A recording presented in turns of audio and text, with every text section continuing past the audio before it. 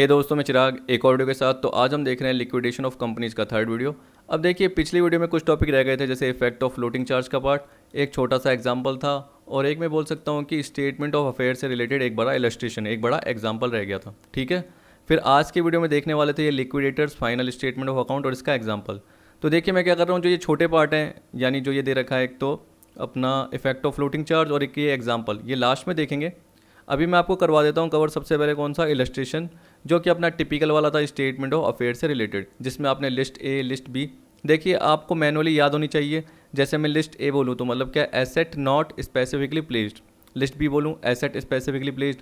फिर देखिए मैंने आपको बताया था कि अगर आपको सी डी ई याद रखना है तो सी मतलब क्रेडिटर, तो प्रेफरेंशियल क्रेडिटर, क्योंकि उनको पहले राइट होता है, ये मान के चलिए। ठीक है, फिर उसके बाद आप डेवेंचर होल्डर की बात करते हो, डी तो लिस्ट डी डेवेंचर होल्डर। फिर आपको पता है कि ई आती है अनसिक्योर्ड क्रेडिटर से रिलेटेड, और एफ और जी शेयर होल्डर से रिलेटेड होती है। तो एफ मतलब प्रेफरेंस शेयर होल्डर, क्योंकि पहले उन्हें होता है राइट। फिर उसके बाद इक्विटी शेयर होल्डर, और लास्ट में जो आगे लिस्ट एच, वो या तो सरप्लस होगा या डेफिशिएंसी होगा। जनरली हम क्या बोलते हैं, डेफिशिएंसी अकाउंट बनता है, ऐसे बोल सकते हैं। ठीक है, लेकिन सरप्लस भी आपका आ सकता है। लेकिन आपको पता है कि जनरली वाइंडिंग अप हो रही है, लिक्विडेशन हो रहा है, तो मोस्ट प्रोबेबली हम बोल सकते हैं कि डेफिशिएंसी का चांसेस ही रहता है। तो एक बार इस क्वेश्चन को पढ़ लेते हैं। मैंने आपको इसी पर्टिकुलर एग्जाम्पल का जो सॉल्यूशन है वो फॉर्मेट के फॉर्म में समझा दिया था, नीचे आपको दिख रहा है ये, जिसमें मैंने आपको ए बी सी डी ई सारा बता दिया था।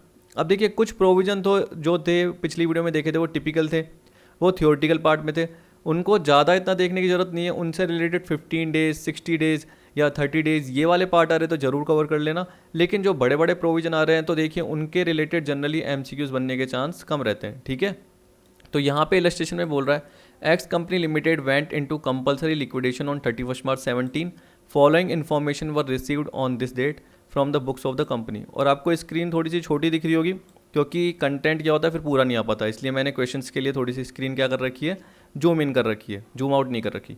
इक्विटी शेयर कैपिटल दे रखा है 3000 शेयर्स और ₹100 ईच, 80 पेड अप। तो देखिए 3000 इंटू 80 दे रखा है 2,40,000। तो आप देख सकते हैं कि जब भी आप बैलेंस शीट में भी दिखाते हैं तो 240 दिखाते हैं। देखिए बैलेंस शीट एक तरीके से आपकी हेल्प करेगी, क्योंकि यहाँ पे मैंने आपको बताया था कि axis of capital and liability over asset, पिछले थियोरटिकल पार्ट में आपको बताया होगा, ध्यान हो तो, जिसमें मैंने बोला था डेफिशिएंसी अकाउंट आपको मैं बताऊंगा तो आपको समझ में आ जाएगा। तो देखिए वो पर्टिकुलर आपके काम आएगा, बाद में काम आएगा, कैसे काम आएगा वो भी बता दूंगा। ये बोल रहा है 5% preference share capital, 2000 share of 100 each, fully paid, but on 100 share 25 were not paid. ठीक है, इसका मतलब क्या हो गया, 2000 इंटू 100 है 2 लाख, पूरे के पूरे देख लीजिए। लेकिन बोल रहा है कि 25 इंटू 100 के हिसाब से कॉल नहीं आई, तो कॉल्स इन एरियर है। तो कॉल्स इन एरियर या अनपेड कॉल आप बोलोगे कितनी, 2500। It is estimated that ₹1000 will be recovered on these share. इसका मतलब सिर्फ 1000 ही रिकवर होंगे इन 2500 पे। तो अगर मैं आपको बोलूँ कि एसेट्स नॉट स्पेसिफिकली प्लेस, जो लिस्ट ए दिखाते हो, तो उसमें मैंने आपको बताया था कॉल्स इन एरियर दिखाते हैं, लेकिन वहाँ पे हम क्या लेते हैं, ERV। क्योंकि याद रखना मैंने ये बोला है कि ये रियल स्टेटमेंट वैसा नहीं है कि आप बेच के क्या कर रहे हो, लाइबिलिटीज़ का पेमेंट कर रहे हो, वो तो अगला स्टेटमेंट आएगा जो कि थियोरटिकल पार्ट वाला भी आएगा। कौन सा, liquidator final statement of account. ये जनरली किससे रिलेटेड है कि जब भी वाइंडिंग अप की पेटिशन डाली, चाहे कंपनी ने या किसी और ने, हम देखिए कंपलसरी वाइंडिंग अप की ज़्यादा बात कर रहे हैं, तो जब भी ये डाली तो ट्रिब्यूनल क्या बोलता है कि भैया स्टेटमेंट ऑफ अफेयर दो। ट्रिब्यूनल क्या बोलेगा, जो भी मैंने लिक्विडेटर अपॉइंट करा है उसको आप 21 डेज़ के अंदर क्या दो, ये स्टेटमेंट दो, मैंने आपको बताया था। तो आपको पता है कि उस केस में ERV ही आएगी, एस्टिमेटेड रिलाइजेबल वैल्यू ही आएगी। तो यहाँ जितने भी पार्ट देखोगे सब में आपको एसेट में एस्टिमेटेड रिलाइजेबल वैल्यू ही दे रखी होगी। अब ये एक एसेट की तरह है, क्यों, क्योंकि आपको 2500 कॉल्स इन एरियर लेनी थी, जिसमें से आपको सिर्फ रिकवर होने की कितनी उम्मीद है, 1000 ही उम्मीद है। तो आपको ये 1000 दिखाना पड़ेगा, ना कि ये 2500, समझ गए।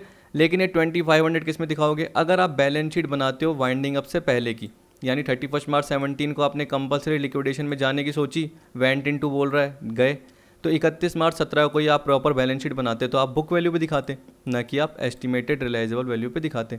तो बुक वैल्यू भी आपके काम आ जाएगी, मतलब जो आपके ये अमाउंट दे रखे। ठीक, ये भी बाद में काम आएंगे, तो 2500 भी बाद में काम आएगा।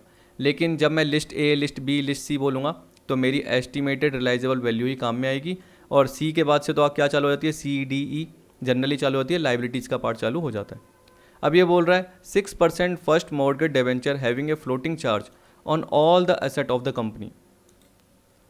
अब देखिए ये तो जनरली मैंने आपको बताया था कि फ्लोटिंग चार्ज का मतलब क्या होता है। आपको पता है कि जब भी आप अपनी एसेट क्या करते हो, प्लेस यानी गिरवी रखते हो, मॉर्गेज या कैसे भी बोल सकते हैं, मूवेबल या इमूवेबल प्रॉपर्टीज़ की बात कर रहे हैं और बिजनेस की सारी एसेट की बात कर रहे हैं, क्योंकि फ्लोटिंग चार्ज का मतलब ही है कि आप एक तरीके से क्या कर रहे हो, अपनी जो भी एसेट्स है, जितनी भी सारी एसेट्स हैं, उसको किसी पर्टिकुलर लाइबिलिटीज़ के अगेंस्ट क्या कर रहे हो, गिरवी रख रहे हो, तो उसे फ्लोटिंग चार्ज बोलेंगे। और फिक्स चार्ज का मतलब क्या हुआ, आप कोई एक पर्टिकुलर एसेट रख रहे हो जो कि जनरली सिक्योर्ड क्रेडिटर के केस में होता है। आप देख सकते हो सिक्योर्ड क्रेडिटर में आपको दिख रहा है कि आपने लैंड एंड बिल्डिंग को चार्ज रखा है, और लैंड एंड बिल्डिंग का भी पार्ट कैसे, देखो बोल रहा है फर्स्ट चार्ज और सेकंड चार्ज।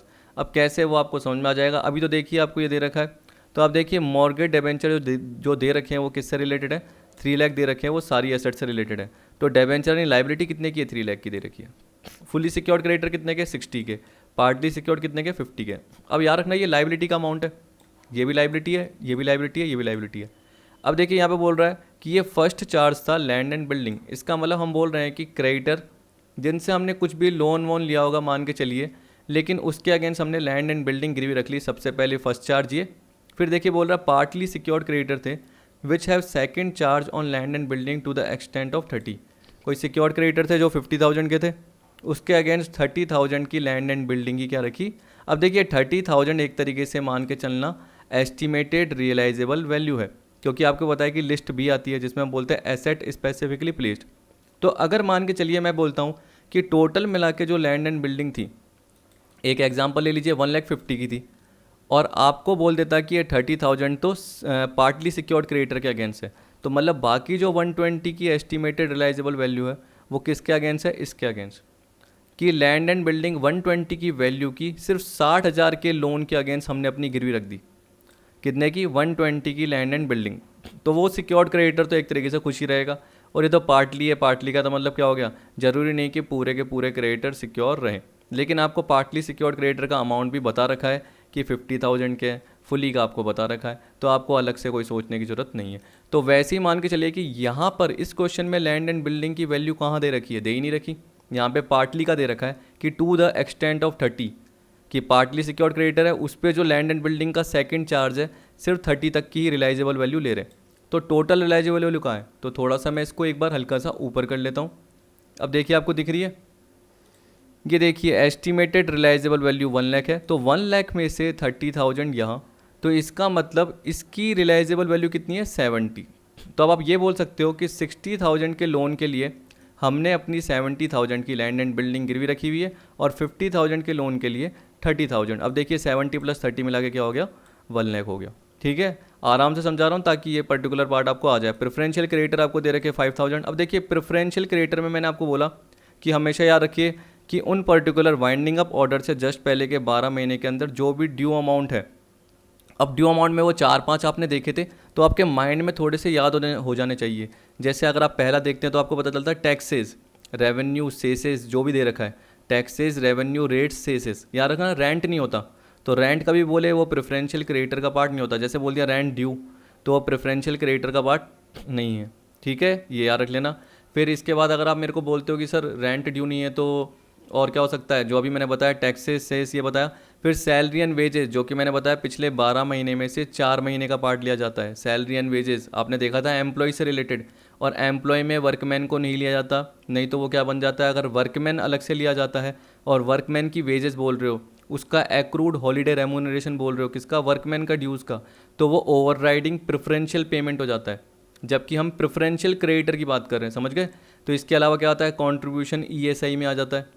ठीक, हॉलीडे रेम्यूनरेशन, ये सारा पार्ट आपने देखा था, तो वो सारा पार्ट हम एम्प्लॉयज से रिलेटेड बोलते हैं, वर्कमैन से रिलेटेड नहीं। तो एम्प्लॉय से रिलेटेड पार्ट प्रेफरेंशियल क्रेडिटर से लिंक है। अब यहाँ पे स्पेसिफिकली दे रखा है। अब देखिए आपको पता है कि प्रेफरेंशियल भी अनसिक्योर्ड होते हैं, लेकिन आपको स्पेसिफिकली क्या बोल दिया, unsecured trade creditor in addition to preferential creditor. अगर ये नहीं बोलता तो 5,000 को मैं 120 में इंक्लूड मानता, तो मैं क्या करता, बाकी 115 अनसिक्योर्ड बोलता अलग से, क्योंकि प्रेफरेंशियल तो 5 है, तो 120 में से मैं 5,000 हटा देता और बाकी 115 क्या करता, अलग से लेता। इसका मतलब लिस्ट ई में लेता 115 और लिस्ट क्या बोलते हैं, सी में लेता प्रेफरेंशियल क्रेडिटर का 5,000 का पार्ट। लेकिन अभी यहाँ बोल दिया कि इन एडिशन टू, तो इसका मतलब क्या हो गया, अब मुझे अलग करने की ज़रूरत नहीं है, ये 5 अलग है, 120 अलग है। बैंक ओवरड्राफ्ट जनरली हमारे क्या होते हैं, अनसिक्योर्ड क्रेडिटर का पार्ट होते हैं। ठीक है, अब आप जितने भी पार्ट देखोगे, देखिए आप याद रखना कि जहाँ पे आपका प्रेफरेंशियल पार्ट बोल दे या उनसे रिलेटेड जो आपने थियोरिटिकल पॉइंट बोले, तो उसमें ईएसआई का पार्ट आ जाए, इनकम टैक्स आ जाए, याद रखना पिछले 12 महीने का। तो जनरली जब भी ये पार्ट आ जाए, कंपनसेशन आ जाए, आपने ये भी पढ़ा था कंपनसेशन का पार्ट, तो वर्कमैन कंपनसेशन वो भी प्रेफरेंशियल क्रेडिटर में ऐसे आ जाए, तो आपको खुद पता करना है। तो बाकी जो पार्ट होंगे वो किस में होंगे, अनसिक्योर्ड में। अब देखिए जो बैंक ओवरड्राफ्ट है ये भी अनसिक्योर्ड में होता है, लेकिन ये मैंने क्वेश्चन कराया हुआ है, ये बीकॉम थर्ड ईयर में हमारे आता है राजस्थान बोर्ड में, तो मेरे को तो ये क्वेश्चन का सारा पार्ट ध्यान है। देखिए यहाँ पे बोल रहा है machinery lodged with bank as security for overdraft. इसका मतलब क्या है कि मशीनरी की एस्टिमेटेड रिलाइजेबल वैल्यू 1,10,000 है। अब देखिए इसकी जो बुक वैल्यू 150 है, बुक वैल्यू बैलेंस शीट के लिए, जबकि estimated realisable value statement of affair के लिए। तो आप देखिए कि मशीनरी के बैंक ओवरड्राफ्ट के अगेंस्ट मशीनरी को गिरवी रखा गया और मशीनरी की रिलाइजेबल वैल्यू कितनी है, अगर उसको बेचेंगे तो 1,10,000 मिलेंगे और ओवरड्राफ्ट कितने के, 75 के। ठीक है, तो इसका मतलब क्या हुआ, बाकी हमारा सरप्लस का पार्ट बचेगा क्योंकि रिलाइजेबल वैल्यू ज़्यादा है और ड्यू टू सिक्योर्ड क्रेडिटर कम है। ये क्या हो गए, सिक्योर्ड क्रेडिटर हो गए। अभी मैं अनसिक्योर्ड बोल रहा था, लेकिन जैसे ही मुझे पता चला कि यार मशीनरी गिरवी रखी गई है, तो ये लाइबिलिटी क्या हो गई, सिक्योर्ड हो गई। तो याद रखना ये सिक्योर्ड हो गए, तो ये सिक्योर्ड और ये सिक्योर्ड, तीन सिक्योर्ड है। प्रेफरेंशियल पता चल गया, अनसिक्योर्ड पता चल गया, डिबेंचर। देखिए सारी लिस्ट का पार्ट तो मैंने आपको ऐसे बता दिया। अब देखिए लाइबिलिटी ऑन बिल डिस्काउंटेड 10,000 है। लाइबिलिटी ऑन बिल डिस्काउंटेड हमेशा क्या होती है, कंटीजेंट। मैंने खूब बार आपको पर्टिकुलर अकाउंटिंग एंड ऑडिटिंग में बता दिया।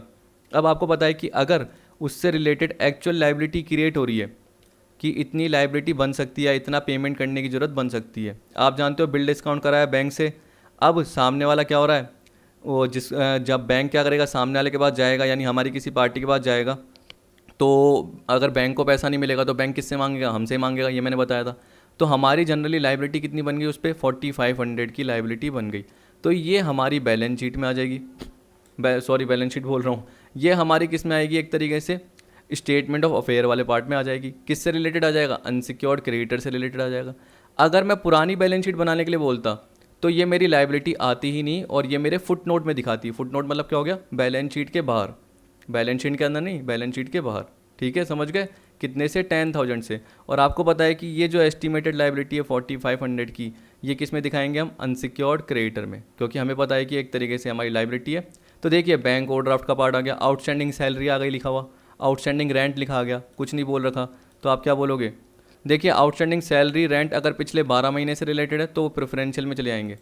ठीक है, आउटस्टैंडिंग सैलरी, रेंट बोले तो रेंट किसी रिलेटेड नहीं होता, तो वो तो क्या हो जाएगा, अनसिक्योर्ड में चले आएगा, अनसिक्योर्ड में। तो इस तरीके से आपको सोचते रहना पड़ेगा क्योंकि इसमें टिपिकली आते हैं। बीआर आपको दे रखा है 15,000, उसमें से 5,000 बेड है, तो अगर उसकी एस्टिमेटेड रिलाइजेबल वैल्यू बोलो बीआर की तो कितनी है, 10,000। अब देखिए ये कोई गिरवी नहीं रखे तो हम क्या बोलेंगे, ये ए लिस्ट के हैं। बुक डेट्स देखिए, अच्छे कितने हैं 125, बुरे कितने हैं, बैड, यानी इतना पैसा आपको मिलेगा नहीं, ये लॉस है, ये मिल जाएंगे 125। तो हम क्या बोलेंगे, एस्टिमेटेड रिलाइजेबल वैल्यू में 125 और इसमें क्या बोला, 15 में से 5 गए क्योंकि एक बिल बैड था, तो बाकी 10,000 मिलेंगे। स्टॉक में देखिए 120 का पार्ट है, लेकिन इस बार फ़ायदा है, तो 120 की जगह कितने मिले, 150। तो ये भी एक तरीके से अपनी क्या है, ए लिस्ट में, ये भी ए लिस्ट में और ये भी ए लिस्ट में, तीनों। मशीनरी का मैंने आपको बता दिया, मशीनरी बी लिस्ट में आएगी, क्यों, क्योंकि मशीनरी को बैंक ओवरड्राफ्ट के अगेंस्ट गिरवी रख दिया। लैंड एंड बिल्डिंग भी बी लिस्ट में आएगी क्योंकि लैंड एंड बिल्डिंग को 2 पार्ट में फुली और पार्टली के अगेंस्ट रख दिया। कैश इन हैंड किस में आएगा, ए लिस्ट में आएगा। ठीक है, कैश इन हैंड, तो आपने अभी तक मुझसे कितने पढ़े, ए लिस्ट में आएंगे, आपने बोला सर 4 पढ़े, cash in hand, book debts, BR और ये स्टॉक। लेकिन मैं आपको क्या बोलूँगा, आपने 4 नहीं देखे, आपने 5 देखे, ये कौन देखेगा। ठीक है, तो अनपेड कॉल या कॉल्स इन एरियर के रिकवर होने के चांसेस कितने हैं, 1,000 के। तो ये लोग भूल जाते हैं, ये एग्ज़ाम में भी आ सकता है कि आपको 4 ऑप्शन दे देगा और आपसे पूछ लेगा कि लिस्ट ए में कौन सा पार्ट जाता है और उसमें अनपेड कॉल्स भी दे देगा और बाकी 3 ऐसे दे देगा जो उनसे रेलिवेंट नहीं होंगे, तो आप गलत भी कर सकते हो। ठीक है, या ऐसे भी पूछ सकता है कि अनपेड कॉल कौन सी लिस्ट में जाएगा, तो आप पर्टिकुलर बोलोगे नन ऑफ द अबव, ऐसा बोल दोगे गलती से, तो याद रखना लिस्ट ए में जाता है अनपेड कॉल्स का पार्ट। तो देखिए फटाफट अब देख लेते हैं, statement of affair of X company limited दे रखा है, cash in hand, BR, debtor, stock, unpaid call, दिख गया सेम 6,000, 10,000। देखिए 15 में से 5 गए, कैश तो 6 ही था। डेटर देखिए आपके 21 के बैड थे, अब मुझे बस क्या करना पड़ेगा, इसमें ये दिक्कत है, बार बार आपको ये दिखाना पड़ेगा, तो ये 125 दिख रहे हैं। ठीक, कैश आपको 6 पता ही है, तो अब मैं क्या करूँगा, कि जनरली आपको बता रहा हूँ अमाउंट, और आप एक बार क्या करना, खुद वापस से क्या करना, पीडीएफ तो आपके पास होगी, उसको वापस से रिवाइज करके देखना, तो आपको पता चल जाएगा कि हाँ पर्टिकुलर इसमें ये तो पार्ट आते हैं, सिंपल है। डेटर 125 है, स्टॉक देखिए 150 था, क्योंकि आपको पता है कि बुक वैल्यू 120 थी, लेकिन जो ब्रैकेट में दे रखे हैं ना वो रियलाइजेबल वैल्यू है। लाइबिलिटी फॉर बिल डिस्काउंटेड को छोड़ के बाकी जो भी एसेट के लिए आपको ब्रैकेट में दे रखी है वो ज़्यादातर देखना आपकी रियलाइजेबल वैल्यू का पार्ट दे रखा होगा। तो कितने में मिला, 150 मिला। अनपेड कॉल्स देखो कितना है, अमाउंट रिसीवेबल 1000, टोटल कितने हो गए 292। अब देखिए लैंड एंड बिल्डिंग का तो आपको याद होगा, फिर भी मैं एक बार आपको ऊपर से ज़रूर बता देता हूँ जिससे आपको थोड़ा सा आइडिया हो जाए, ठीक। और देखिए अभी मैं थोड़ा सा जैसे हाफ के भी बोल रहा हूँ, आपको पता है, तो थोड़ी सी तबीयत क्या ख़राब है, आपको पता है कि पारा बहुत ज़्यादा वो हो रहा है, हाई हो रहा है, 49.7 डिग्री चूरू में पारा था। तो राजस्थान में तो वैसे ज़्यादा होता है, और यहाँ पे फ़ैन भी नहीं चलाना पड़ता, अभी भी फिर भी मैंने थोड़ा सा फ़ैन चलाया हुआ है ताकि थोड़ी सी मेरे को दिक्कत नहीं हो, क्योंकि दिन को बनाई थी, पहली जो वीडियो आपने देखी होगी उसमें भी थोड़ी तबीयत क्या हो गई, ख़राब हो गई, और आपको थोड़ा सा कंटेंट हल्का सा 5% क्या है सही नहीं दिखा होगा, लेकिन इतना तो आप बियर कर सकते हो, ठीक है। तो यहाँ पे आप देख सकते हो आपको लैंड एंड बिल्डिंग दे रखा है और लैंड एंड बिल्डिंग दे रखा है, तो ये 60,000 का पार्ट आ रहा है और 50,000 का पार्ट आ रहा है। तो लैंड एंड बिल्डिंग थोड़ी है, ये सिक्योर्ड क्रेडिटर है, याद रखना। लैंड एंड बिल्डिंग तो 1 लाख की थी जो कि मैंने नीचे बताई थी, ठीक है। ये रही, ये दिख गया आपको एस्टिमेटेड रियलाइजेबल वैल्यू। अब आपको पता है कि उसमें से जो 30,000 की है वो तो सेकंड चार्ज पे है, तो 70,000 यहाँ पे है, तो ईआरवी ये 70 और ये 30, और ये जो बोल रहा है ये है due to secured creditor, list B में यहाँ रखना। अब देखिए मेरे को तो रटे हुए हैं, फिर सरप्लस, फिर डेफिशिएंसी का आएगा, फिर सरप्लस का आएगा, ABCD इस तरीके से बनाएगा। तो आप देखिए लैंड एंड बिल्डिंग आपको पता है कि 1 लाख में से 30 गए, तो ये फर्स्ट चार्ज था और ये सेकंड चार्ज था। मशीनरी कितने की है, नीचे देख लेना, 1,10,000 की दे रखी थी बैंक ओवरड्राफ्ट के अगेंस्ट, बैंक ओवरड्राफ्ट 75 के थे, तो ये लाइबिलिटी का पार्ट है, याद रखना कि अगर बैलेंस शीट में दिखती है लाइबिलिटी तो इतने की दिखती, और अगर बैलेंस शीट में दिखता तो ये नहीं दिखता। ये क्यों नहीं दिखता, क्योंकि ये तो एस्टिमेटेड रियलाइजेबल वैल्यू है, जबकि बैलेंस शीट में हम क्या दिखाते हैं, बैलेंस शीट में हम बुक वैल्यू दिखाते हैं। जब भी हम फिक्स रेट की बात करते हैं तो उसको हम किस पे दिखाते हैं, कॉस्ट माइनस डेप्रीशिएशन पे दिखाते हैं, तो बुक वैल्यू दिखाते हैं। ये तो क्या है कि अगर लिक्विडेशन के टाइम बिकेगी तो कितने में बिकेगी, अंदाजन 70 में बिकेगी। अगर 70 में बिकेगी तो हम लाइबिलिटी का आराम से पेमेंट कर पाएंगे, और बाकी पार्ट हमारा सरप्लस बचेगा जो कि हम आगे आने वाली लाइबिलिटीज़ को पे करने के लिए काम में ले लेंगे। इसलिए वो लास्ट कॉलम वाला जो पार्ट है वो यहाँ पे जुड़ जाएगा, किसके साथ, एसेट जो गिरवी नहीं रखी गई थी। यही मैंने बताया था पिछली वीडियो में भी।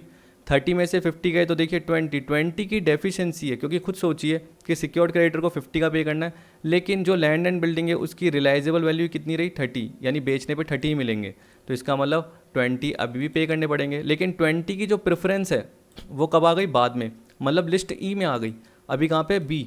तो इसका मतलब सी मतलब प्रेफरेंशियल क्रेडिटर भी आएंगे, फिर डी मतलब डिबेंचर होल्डर भी आएंगे, फिर अनसिक्योर्ड क्रेडिटर में आएगा ये वाला अमाउंट। तो हम क्या कर रहे हैं इसमें, एक सीक्वेंस तय कर रहे हैं। इसमें हम ये नहीं बोल रहे कि हमने पेमेंट कर दिया, हमने बोला कि अगर पैसा बचता है तो पहले किसको पे होगा, ऐसे, ठीक है। क्योंकि जब आप लिक्विडेटर का फाइनल स्टेटमेंट ऑफ अकाउंट देखोगे तब आपको पता चलेगा। तो आप जल्दी जल्दी देख लेते हैं, मशीनरी देखिए 1,10,000 रिलाइजेबल लो, और ये 75, तो इसका मतलब सरप्लस कितना बचा, क्योंकि लाइबिलिटी का तो पे हो जाएगा, बाकी कंपनी के पास अभी भी बचेगा जो कंपनी यूज़ कर सकती है, तो इसको यूज़ करेगी। ये देखिए 45, तभी आप देखना ये 292 प्लस 45 337 आते हैं। और एक और चीज़ याद रखना कि मैंने ग्रॉस असेट बताई थी। अब देखिए ये तो टोटल असेट अवेलेबल हो गई किसके लिए, 3 चीज़ों को पे करने के लिए, सी को, डी को और ई को, सी को, डी को और ई को, क्योंकि उसके बाद ही आपको पता चलेगा कि डेफिशिएंसी आ रही है, सरप्लस आ रहा है। अभी देखिए यार ना, प्रेफरेंशियल होल्डर भी आएंगे, इक्विटी भी आएंगे, लेकिन उससे पहले हम क्या देखते हैं कि ग्रॉस असेट में से ग्रॉस लाइबिलिटी जैसे ही लेस करेंगे, और ये preferential, debenture holder, unsecured creditor, ये वाला पार्ट अगर लेस करके जाएंगे तो जो ग्रॉस असेट में से ग्रॉस लाइबिलिटी लेस करेंगे वो पार्ट, और यहाँ वाला पार्ट जो भी लेस किया ये तीनों का, उसके बाद जो अमाउंट आएगा दोनों मैच करेगा, इक्वल रहेगा, याद रखना, ठीक है। तो देखिए क्या बोल रहा है, gross realisable value of asset specifically placed, जो एसेट गिरवी रखी थी उसकी ग्रॉस रियलाइजेबल वैल्यू कितनी है, 2,10,000। और यहाँ पे एसेट जो गिरवी नहीं रखी गई थी ऊपर, कैश, BR, डेटर ऐसे बोल रखा था ना आपको, अनपेड कॉल्स जनरली बोल रहा था, तो उसकी वैल्यू कितनी है, 292, तो 5,02 आ गया। अब एक और चीज़ मैंने बताया था कि जब हम अगला पार्ट लिखेंगे, यानी अब लाइबिलिटीज़ का पार्ट हमारा आएगा, याद रखना, उसमें हम क्या बोलेंगे, सबसे पहले ए और B, which are is less, 70 और 60, 60, 30 और 50, 30, 1,10,000 और 75, 75, जैसे ही टोटल करोगे तो वो कितना आएगा 165 आएगा। मैंने बताया था, चाहे देख लेना 60 प्लस 30 90, 90 प्लस 75 1,65,000। अब ऐसा क्यों लिखते हैं? क्योंकि जनरली हमें ग्रॉस लाइबिलिटी का पार्ट चाहिए होता है, जो कि बस रेफरेंस के लिए काम में आएगा। इसका क्वेश्चन से ज़्यादा कोई लेना देना नहीं है, लेकिन देखिए ये पार्ट आ गया। अब देखिए वापस से ये लाइन आ गई, estimated total asset available for preferential creditor, debenture holder, secured by floating charge and secured, क्योंकि इनके लिए ये एसेट यूज़ होगी। कितनी बची हुई है? 337 बची हुई है। अब देखिए secured creditor as per list B to the extent to which claims are estimated to be recovered by asset specifically placed. इसका मतलब क्या बोल रहा है कि एस्टिमेटेड रिलाइजेबल वैल्यू एसेट की दे रखी होगी और सिक्योर्ड क्रेडिटर के अगेंस्ट उनको गिरवी रख रखा होगा, तो उस वैल्यू तक सिक्योर्ड क्रेडिटर कितने हैं। अगर सिक्योर्ड क्रेडिटर ज़्यादा है तो उस एसेट की वैल्यू कितनी है? कम।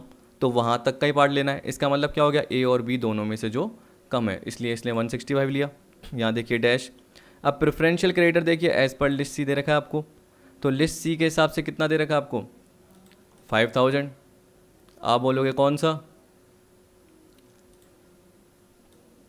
ये वाला। अब देखिए मैं डिबेंचर होल्डर का भी यहाँ पे बता देता हूँ ताकि मुझे वापस से नहीं आना पड़े। 3 लाख दे रखा है आपको। बाकी देखिए अनसिक्योर्ड का तो बताएंगे आपको वापस से आके, ताकि आपको थोड़ा सा आइडिया हो जाए। तो देख सकते हैं आप प्रेफरेंशियल क्रेडिटर आपको दिख गए, यहाँ भी लिखने हैं और यहाँ भी लिखने हैं, लेकिन जो ऊपर सिक्योर्ड का वो लिखने की जरूरत नहीं है। क्यों? क्योंकि लिस्ट बी में आप उसका डिफरेंस सरप्लस या डेफिशिएंसी के फॉर्म में दिखा चुके हो। डेफिशिएंसी आपकी आई हुई है 20,000 की, वो लिस्ट ई में आएगी, याद रखना। और सरप्लस आपने वहीं पे ही ऊपर टोटल करके 337 लिख लिया। 337 में 5 गए तो कितना बचा? 332, जो किसके लिए बचा? अब डेबेंचर होल्डर बचे हैं और अनसिक्योर्ड क्रेडिटर बचे हैं। डेबेंचर होल्डर कितने गए थे? 3 लाख के, लिस्ट डी के हिसाब से। जैसे आपने 332 में से 3 लाख लेस किए तो कितना बचा? 32। अब 32 बचा है, इसे हम बोलेंगे estimated surplus as regard debenture holder, मतलब डेबेंचर होल्डर को लेस करने के बाद। ठीक है। अनसिक्योर्ड क्रेडिटर कितने हैं? तो देखिए unsecured balance of partly secured creditor जो डेफिशिएंसी से रिलेटेड था आपका, लिस्ट बी में जाके देख लेना, 20,000 की थी, क्योंकि 30,000 की रिलाइजेबल वैल्यू थी, सेकंड चार्ज था, और 50,000 का पार्टली सिक्योर्ड क्रेडिटर था। 30 में से 50 गए तो डेफिशिएंसी आई थी। अनसिक्योर्ड ट्रेड क्रेडिटर आपके कितने? 120 हैं। ऊपर जाके देख लेना, अलग से बोल रखा था कि प्रेफरेंशियल के नीचे 5,000 के नीचे बोल रखा था अलग से अनसिक्योर्ड है। लाइबिलिटी फॉर बिल डिस्काउंटेड में जाके देखना 10,000 की दे रखी है, लेकिन वो फुट नोट में होती है। फुट नोट का मतलब बैलेंस शीट में, उसके आगे दे रखा है कि एस्टिमेटेड कितनी है? 45। यानी अगर वो बुक्स में आती है तो पे कितना करना पड़ सकता है? 4,500 पे करना पड़ सकता है। तो ये अनसिक्योर्ड हो गए, तो यहाँ पे आ गया 144,500। यानी इसके हम बोल सकते हैं कि इन लाइबिलिटीज़ के अगेंस्ट हमने कोई भी अपनी एसेट्स गिरवी नहीं रखी है। इसका मतलब यही पार्ट है। अब देखिए इधर भी आ गया, इधर भी आ गया, इधर भी आ गया, ये टोटल आ गया। अगर आपने देखा था ग्रॉस असेट का टोटल 5,02,000 था और ग्रॉस लाइबिलिटी का 6,14,000, जो गैप देखोगे तो माइनस का आएगा। और अब देखना 337 में से जैसे ये 5 करे थे लेस तो 332, 3 लाख लेस किए तो 32, 32 में से जैसे 144,500 करोगे लेस तो माइनस का 1,12,500 आएगा, और ये भी वही आ रहा है। तो इसका मतलब दोनों का पार्ट क्या आपका सेम आ रहा और आपका मैच हो गया, आपने बिल्कुल सही किया। तो देखिए कितना टिपिकल, वो कितना सिंपल था, टिपिकल नहीं था। तो आपको लग रहा है, एक बार आप प्रैक्टिस करना, अगर आप चाहो तो आप मेरे से 1-2 पिक और ले सकते हो क्वेश्चन की, ताकि मैं उसको आपको क्या कर सकूँ, बता सकूँ कि आपने सही किया नहीं किया। क्योंकि मैं आपको क्या करूँगा, फिर सॉल्यूशन की पिक भेज दूंगा, कुछ गलती होगी वो बता दूंगा कि आपने यहाँ गलती की है। तो देखिए वो प्रैक्टिस के लिए, ठीक, अगर आपको करनी है तो कर लेना। मैं इसमें नहीं दूंगा, PDF में जनरली अगर आपको चाहिए तो उसकी पिक खींच के दे दूंगा, नहीं तो आप PDF क्या कर सकते हो, वहाँ से भी ढूंढ सकते हो, गूगल से ढूंढिए, आपको बहुत सारे क्वेश्चन मिल जाएंगे। यहाँ पे बोल रहा है आपको issued and called up capital का पार्ट, तो देखिए 2,000 5% प्रेफरेंस शेयर 100 ईच वाले हैं 2 लाख। एक और चीज़ याद रखना कि जब आपको बताया कि 2,500 में से 1,000 आप दिखा चुके हो, दिमाग लगाइए लिस्ट ए में, तो अगर यहाँ पे आप गलती से 2,500 लिख देते हो तो वो गलत हो जाता है। तो हमें पता है कि 2,500 में से हमें उम्मीद क्या है 1,000 मिल जाएंगे, तो वो हम लिस्ट ए में दिखा चुके हैं। तो बाकी 1,500 क्या है, इररिकवरेबल का पार्ट है। तो यहाँ पे हम बोल सकते हैं कि 198,500 हमारे क्या है, जो ये इशूड। देखिए कॉल्ड अप बोल रहा है, क्या बोल रहा है, कॉल्ड अप। तो इसका मतलब याद रखना, मैंने आपको क्या बताया था, अनकॉल्ड कैपिटल का पार्ट आपको नहीं लेना। ये भी देख लीजिए, इक्विटी शेयर कितने थे 100 ईच, 80 कॉल्ड अप। तो देखिए आपने क्या करा, इनटू 80 से ही किया ना कि 100 से 240, ये भी माइनस किया। तो आप देख सकते हो ये माइनस, ये भी माइनस, ये भी माइनस, तो टोटल डेफिशिएंसी कितनी हुई 5,51,000। और देखिए रटना नहीं है, अगर सोचिए कि ये सरप्लस आता, मान के चलिए कि 6 लाख आता, तो 6 लाख में से इनको भी पे कर देते, इनको भी पे कर लेते, तो बाकी क्या बचता, सरप्लस बचता। ठीक है, तो वो क्या आता लिस्ट एच के अकॉर्डिंग। लेकिन आपको पता है कि ये भी माइनस में, फिर ये भी माइनस में और ये भी माइनस में, तो ये तीनों जुड़ जाएंगे और कितना बन जाएगा 551 बन जाएगा। तो नॉर्मल पार्ट आ गया।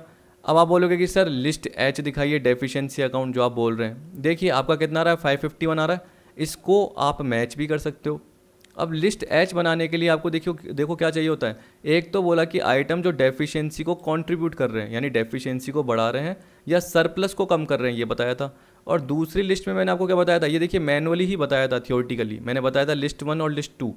लिस्ट 1 में क्या बताया था, जो डेफिशिएंसी को कंट्रीब्यूट कर रहे हैं, डेफिशिएंसी बढ़ा रहे हैं या सरप्लस कम कर रहे हैं। और दूसरा क्या है, जो डेफिशिएंसी को कम कर रहे हैं या सरप्लस को बढ़ा रहे हैं। ठीक है, तो आप खुद सोचिए कि अगर आपका पार्ट ये ज़्यादा आ रहा है, देखिए अगर आपका ये वाला पार्ट देखिए कि ये 581 का पार्ट ज़्यादा आ रहा है जो कि डेफिशिएंसी को कंट्रीब्यूट कर रहे हैं, और ये 30 आ रहा है, तो उसका गैप 551 आएगा। अब ये कैसे आया, तो याद रखना आपको ये पॉइंट दिख रहा है, फर्स्ट क्या दे रखा है, axis of capital and liability over asset. इसका मतलब क्या होता है, बैलेंस शीट के अकॉर्डिंग। अगर आप 7वां पॉइंट देखोगे, 7वां पॉइंट किससे रिलेटेड है, जो आइटम डेफिशिएंसी को रिड्यूस कर रहे हैं या सरप्लस को बढ़ा रहे हैं, axis of asset over capital. Asset का टोटल ज़्यादा है कैपिटल एंड लाइबिलिटी से, कैपिटल एंड लाइबिलिटी है याद रखना। तो हमारे केस में क्या आ रहा है, उधर आ रहा है, इसका मतलब क्या हो रहा है, लॉस आ रहा है एक तरीके से, ऐसे बोल लीजिए। अब देखिए इसमें आपको पर्टिकुलर ये चीज़ें याद रख लेनी थी कि जो दे रखी है, ये मैंने आपको मैनुअली बोल के बता दी थी, और मैंने आपको ये बोला था कि जब मैं एग्जाम्पल कराऊंगा वहाँ पे आपको दिखा दूंगा। तो ये देखिए ये मैंने आपको बोल के बताया था, नेट ट्रेडिंग लॉसेस बोल के बताया था, अदर देन ट्रेडिंग लॉसेस आपको दे रखा है, पर एस्टिमेटेड लॉसेस ये भी बोल के बताया था, जैसे मैंने आपको बताया था कि गुडविल रिटर्न ऑफ का पार्ट आ गया आपका। पर याद रखना कि इसमें जनरली पार्ट क्या आएगा, आपने जितनी भी करंट असेट देखी, ढंग से सुन लेना, और जितने भी फिक्स असेट का पार्ट देखा, जितनी भी करंट असेट और जितने भी आपने फिक्स असेट का पार्ट देखा, या आपने देखा लाइबिलिटी का पार्ट जो कि पीएनएल से चार्ज हो रहा है, कहीं से भी हो रहा है, तो आपको पता है कि उसके थ्रू आपका फ़ायदा हुआ या नुकसान हुआ है। अगर नुकसान हुआ है तो यहाँ दिखाओगे, और फ़ायदा हुआ है तो कहाँ दिखाओगे, आप नीचे वाली लिस्ट में दिखाओगे, जो कि क्या कर रहे हैं, item contributing to item reducing deficiency. Deficiency को क्या कर रहे हैं, जो रिड्यूस कर रहे हैं या जो सरप्लस को बढ़ा रहे हैं। तो एक तरीके से एक क्रेडिट के पार्ट है और ये डेबिट से रिलेटेड पार्ट है, याद रख लेना। तो आप देख लेना यहाँ पे, अगर करंट असेट से रिलेटेड बीआर देख रहे हो तो बीआर कितना दिखा रहा है, 5000। क्यों दिखा रहा है, क्योंकि 15,000 में से 5,000 के बुरे थे, बैड थे। बुक डैश देखिए कितना दिखा रहा है, 21,000 के बैड थे। मशीनरी देखिए कितना दिखा रहा है, 40। तो आप बोलोगे सर मशीनरी का कैसे आया, तो देखिए एक बार दिखा देता हूँ। आप बोलोगे सर कि ये जब स्टूडेंट करते हैं एग्ज़ाम में तो वो कैसे करते हैं, तो देखिए कई जने तो क्या करते हैं, छोड़ के जाते हैं, लेकिन जिनमें थोड़ा सा दिमाग होता है तो यानी लास्ट का लिस्ट एच ये जनरली इतना दिमाग नहीं लगाते हैं। लेकिन नॉर्मली देखिए आपको क्या दिमाग लगाना है, आप सोचिए कि डिबेंचर से रिलेटेड कुछ नहीं है, क्रेडिटर से रिलेटेड कुछ नहीं है, तो जनरली ये जो कंटेंट है वो किससे रिलेटेड है, क्योंकि ये तो पहले से ही बुक में दे रखा है, और इनकी कोई अलग से थोड़ी बता रखा है कि इतने कम हो गए, इतने ज़्यादा हो गए। इनके लिए बोल रखा है कि लाइबिलिटी के लिए नहीं, अगर बोल दिया होता तो वो भी ले लेते। तो आप सोच सकते हैं कि लैंड एंड बिल्डिंग का जब आपको पार्ट दे रखा है, एस्टिमेटेड रिलाइजेबल वैल्यू 1 लाख है, जबकि उसकी बैलेंस शीट में वैल्यू 1,30,000 दे रखी है, तो इसका मतलब क्या हुआ, 30,000 का पार्ट। तो वो 30,000 का पार्ट क्या है, लॉस। आप मशीनरी देखिए 1,10,000 और ये 150, तो ये बुक वैल्यू है, और रिलाइज कितना आ रहा है, यानी इसको मतलब इसको अगर आज बेचोगे तो 1,10,000 मिलेंगे, और बैलेंस शीट में कितनी वैल्यू दे रखी है, 150 दे रखी है। तो 40,000 का पार्ट क्या आपका लॉस का पार्ट है। स्टॉक देखिए 150 में बिकेगा जबकि 120 है, तो इसका मतलब फ़ायदा है। तो 30,000 आपका कहाँ दिखाएगा, आइटम रिड्यूसिंग डेफिशिएंसी, मतलब जो सरप्लस को बढ़ा रहा है, तो ये सेकंड लिस्ट में दिखेगा। बैट देखिए 21, यही तो है, तो देख लेना, एक बार 21 देखना, एक बार 40 का देखना पार्ट, और एक बार 30 का देखना, एक ये देखना, और एक ये देखना 5,000 का ये पार्ट आएगा, और एक ये देख लेना कि आपको पता है कि देखिए ये लाइबिलिटी तो बुक्स में आती ही नहीं थी, ये बुक्स में आती ही नहीं है, ये तो नीचे दिखाते हैं बैलेंस शीट के, लेकिन जैसे ही ये जनरेट हुई तो ये लॉस को डिनोट कर रही है, कितने 4,500 के पार्ट को। तो आप देख सकते हैं 4,500, 21,000 का बैड डेट्स, BR 5,000 के, मशीनरी का पार्ट आ रहा है आपका 40,000 का, और लैंड एंड बिल्डिंग का आ रहा है आपका 30,000 का लॉस, और है ना प्रॉफिट में सिर्फ एक ही दिखा रहा है स्टॉक का। तो आप चाहे जाके देख लेना, यही पार्ट है। तो मेरा तो पार्ट बस यूँ ही है बताना कि थोड़ा सा आपको बस आइडिया मिल जाए, नहीं तो इसमें देखो इतना बताने की ज़रूरत भी क्या है, ये जरूरी थोड़ी आपका आएगा। लेकिन देखिए अब क्वेश्चन को आधा अधूरा छुड़वा थोड़ी सकता हूँ, तो ये 5,000 आ गया, ये 21 आ गया, ये 40 आ गया, ये 30 आ गया, देखिए ये 4,500 आ गया, यही आपने देखा था, B R, book debts, machinery, land and building, sequence से आ रहा है बिल्कुल आराम से। और स्टॉक से रिलेटेड देखिए क्या बोल रहा है, profit on realisation of stock 30,000 आ गया। अब देखिए ये आपका पुट हो गया, ये आपका पुट हो गया। और कहीं देखिए ट्रेडिंग प्रॉफिट आपका नहीं है, ठीक है। ट्रेडिंग प्रॉफिट के अलावा देखो profit other than trading profit, तो ये ले लिया हमने। Excess of asset over capital नहीं है, क्योंकि आपका capital excess of capital liability over asset है। तो इसके लिए याद रखो हमेशा बैलेंस शीट बनाओ। अगर मान लो कि आप लिक्विडेट नहीं करते, अगर आप लिक्विडेट नहीं करते यानी वाइंडिंग अप नहीं करते, तो आपकी बैलेंस शीट बनती, तो आपको एस्टिमेटेड रिलाइजेबल वैल्यू की ज़रूरत नहीं पड़ती। समझ गए। अब देखिए मैं बैलेंस शीट बनाई हुई तो नहीं है मैंने, लेकिन नीचे मैंने प्लस माइनस कर रखे हैं। आप चाहे तो बैलेंस शीट बना लेना, फाइनेंशियल स्टेटमेंट के हिसाब से आपको आती है। तो कैसे बनती है, सबसे पहले शेयर होल्डर फंड लेना, फिर उसके बाद क्या लिखना, 3000 शेयर्स, वही इक्विटी शेयर कैपिटल में 3000 share of 100 each, ₹80 paid up, 240 ये ले लेना। फिर प्रेफरेंस शेयर का पार्ट लेना, उसमें क्या लिखोगे, 2000 share of 100 each, fully paid up. फिर आपको पता है कि उसमें लेस क्या करते हैं हम, कॉल्स इन एरियर। अब देखिए इस पे ध्यान मत देना, क्योंकि एस्टिमेटेड है। हम किसकी बात कर रहे हैं, बैलेंस शीट की। तो 2 लाख में से 2500 लेस कर देना। क्या करना, 2 लाख में से। फिर देखिए नॉन करंट लाइबिलिटी लोगे, उसमें आप क्या लोगे, वही लॉन्ग टर्म बोरिंग का पार्ट, तो 3 लाख लोगे। फिर आप फुली सिक्योर्ड और पार्टली सिक्योर्ड क्रेडिटर ये भी लोगे 60 और 50 से। फिर आप प्रेफरेंशियल क्रेडिटर भी लोगे, क्योंकि ये भी लाइबिलिटी है। अनसिक्योर्ड भी लोगे, बैंक ओवरड्राफ्ट भी लोगे। लाइबिलिटी ऑन बिल डिस्काउंटेड आप नहीं लोगे, क्योंकि देखिए ये तो एस्टिमेटेड है, ठीक है, याद रखना। और ये बुक्स में आती ही नहीं है, तो इसका मतलब आप ये पार्ट ले रहे हो। तो देखिए आपको मैंने क्या बोला, 240 लोगे, 2 लाख में से 2500 लेस करोगे, 3 लाख लोगे, 60 लोगे, 50 लोगे, 5 लोगे, और 120 लोगे, और 75,000 ले लोगे, ये ले लोगे। अब आपका एसेट का पार्ट आएगा, पर एक बार लाइबिलिटी का देख लीजिए कि मैंने जो बोला है वो सही है या नहीं है, कि मैं आपको गलत तो नहीं बता रहा।